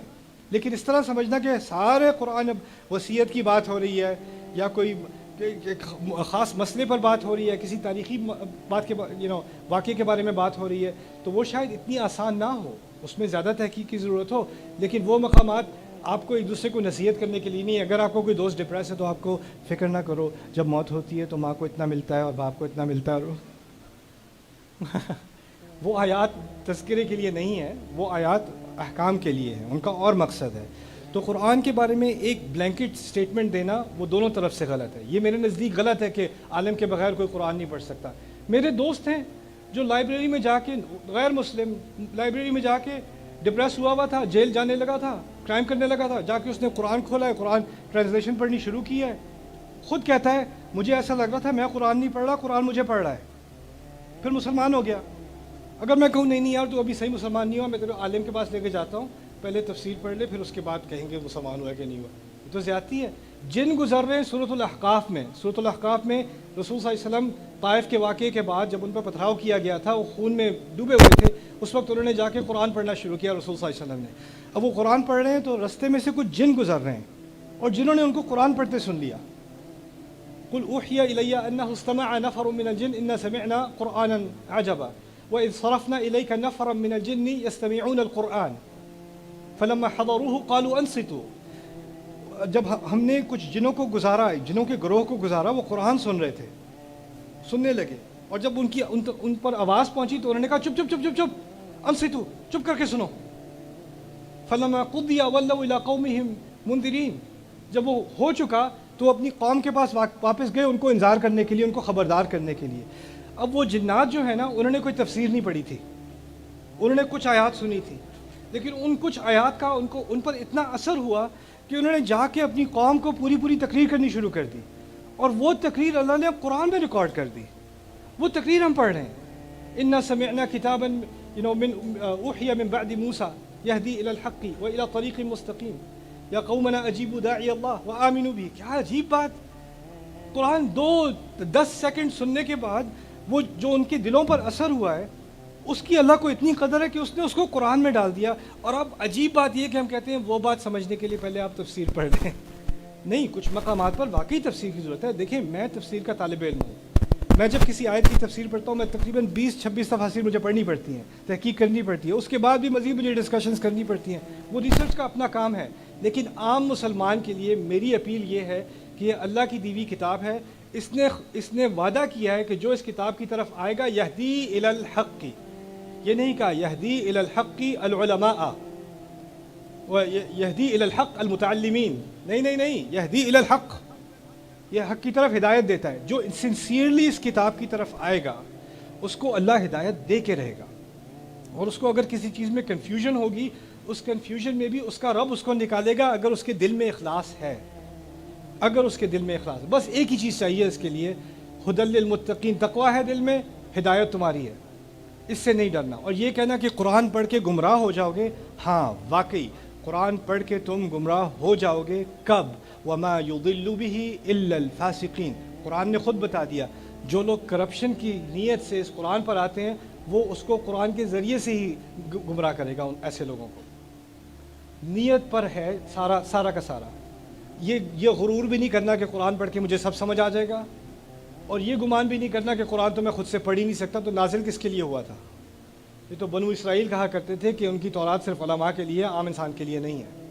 وَمِنْهُمْ أُمِّيُّونَ لَا يَعْلَمُونَ الْكِتَابَ إِلَّا أَمَانِيَّ. یہ تو قرآن نے کہہ دیا نا. تو یہ قرآن تو انقلاب تھا کہ ہر انسان تک خدا کا کلام پہنچے, تو اب تو پہنچانا ہی پڑے گا. آخری بات میں یہ کہہ دوں کہ اب آپ کے سامنے ایتھیزم سیکھنے کے لیے بہت آسانی ہے, یوٹیوب پہ آپ سیکھ سکتے ہو. آپ کو کوئی بھی الٹا سیدھا نظریہ سیکھنا ہے وہ آپ سیکھ سکتے ہو, بس قرآن نہ سیکھ لینا غلطی سے, قرآن کے بارے میں نہ پوچھنا. یہ پاگل پن ہے, اس پاگل پن کو ختم کرنے کی ضرورت ہے انشاءاللہ. السلام علیکم.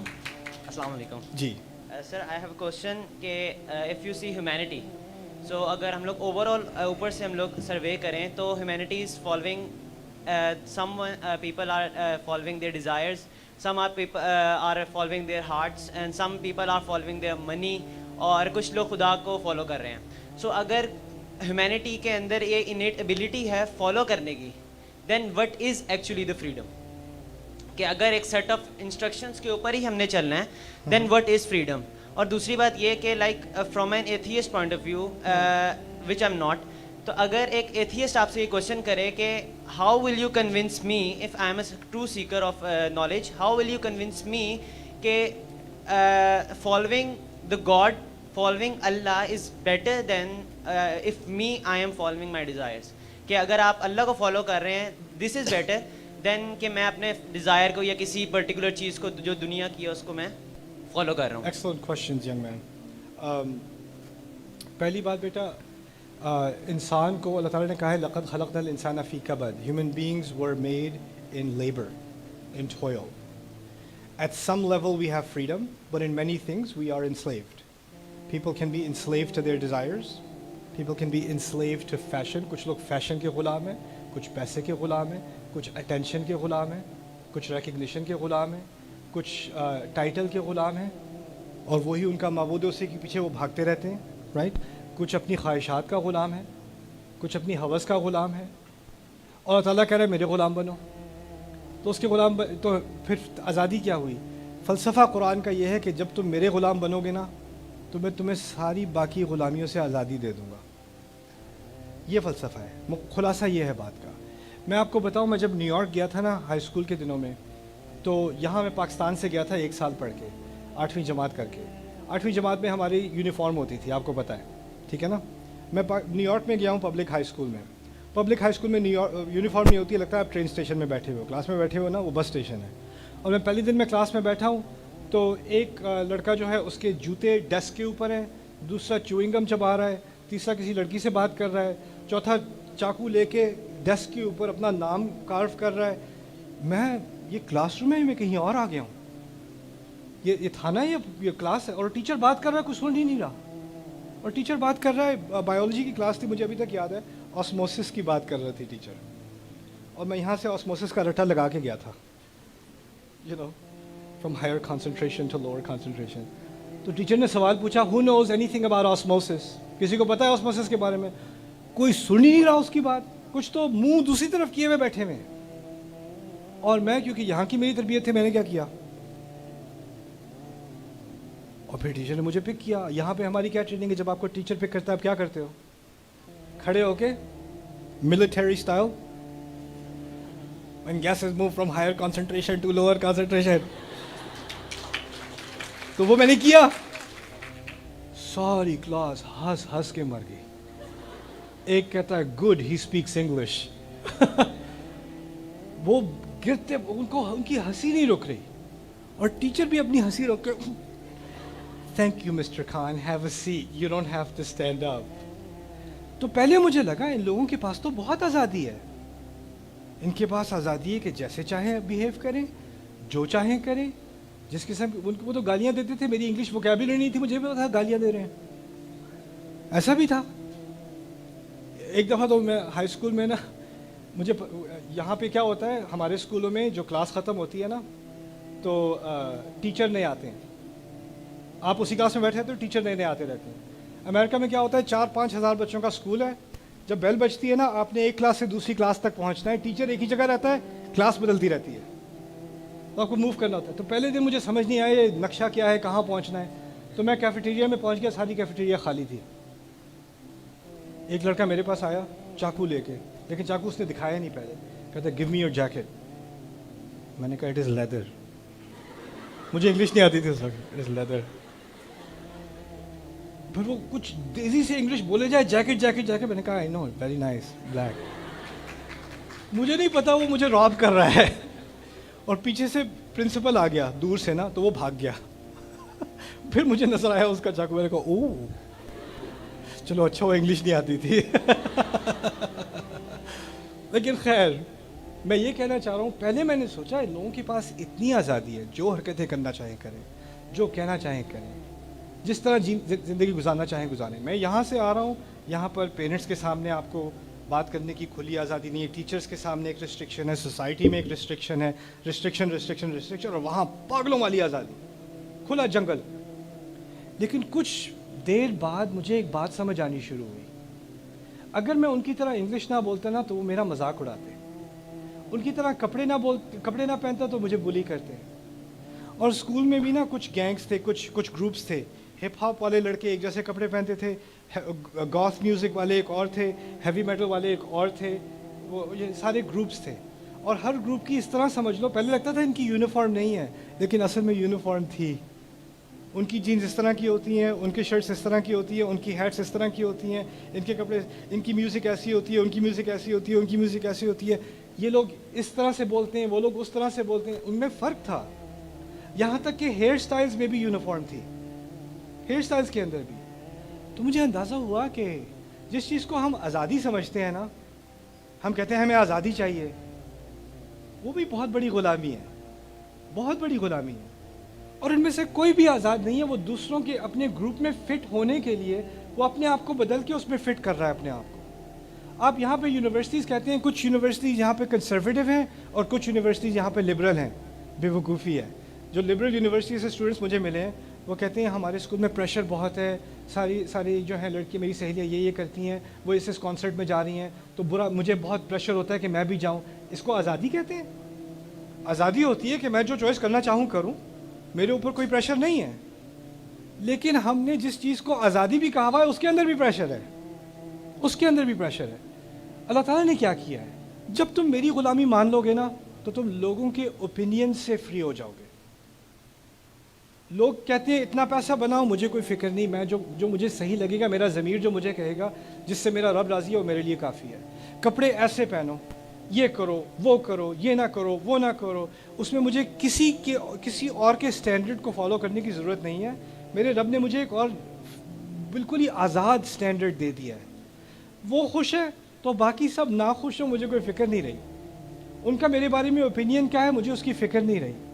ہم پاکستان میں 14 اگست کو آزادی مناتے ہیں, لیکن آپ آزادی منانے والے لوگ اگر ذہنی طور پر ابھی تک غلام ہیں نا, یا فیشن کے, یا خاندانی تقاضوں کے, یا کلچر کے, یا ہمارے جو غلط قسم کے کوئی سٹینڈرڈز بنے ہوئے ان کے, ایک دوسرے سے مقابلہ کرنے میں الہاکم التکاثر حتی زرتم المقابر, تو اس چیز سے آزادی دلانے کے لیے اصل میں ہمارا دین آیا ہے.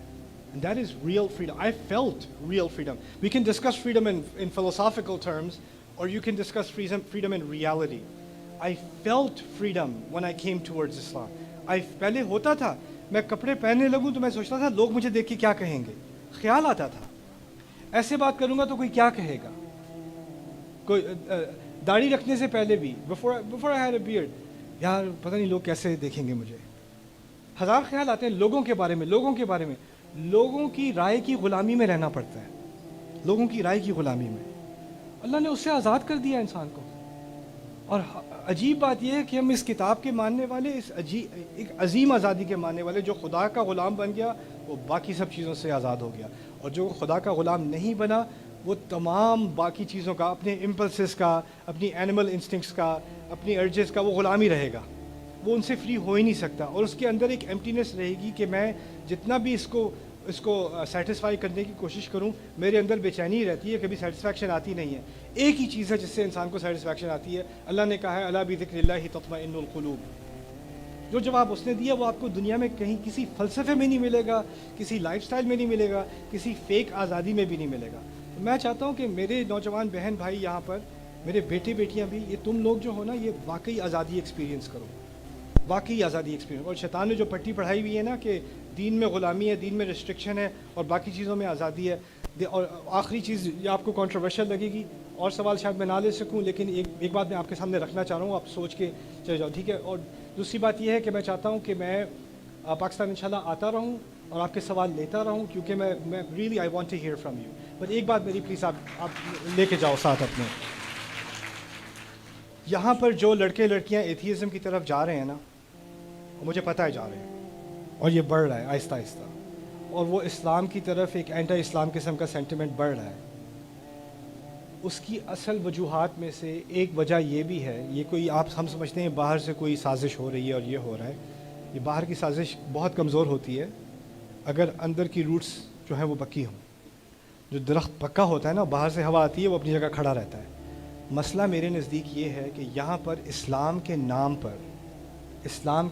پر گھروں میں، سوسائٹی میں، تقریروں میں جو زیادتیاں اسلام کے نام پر زیادتیوں کو اسلام بتایا گیا ہے نا.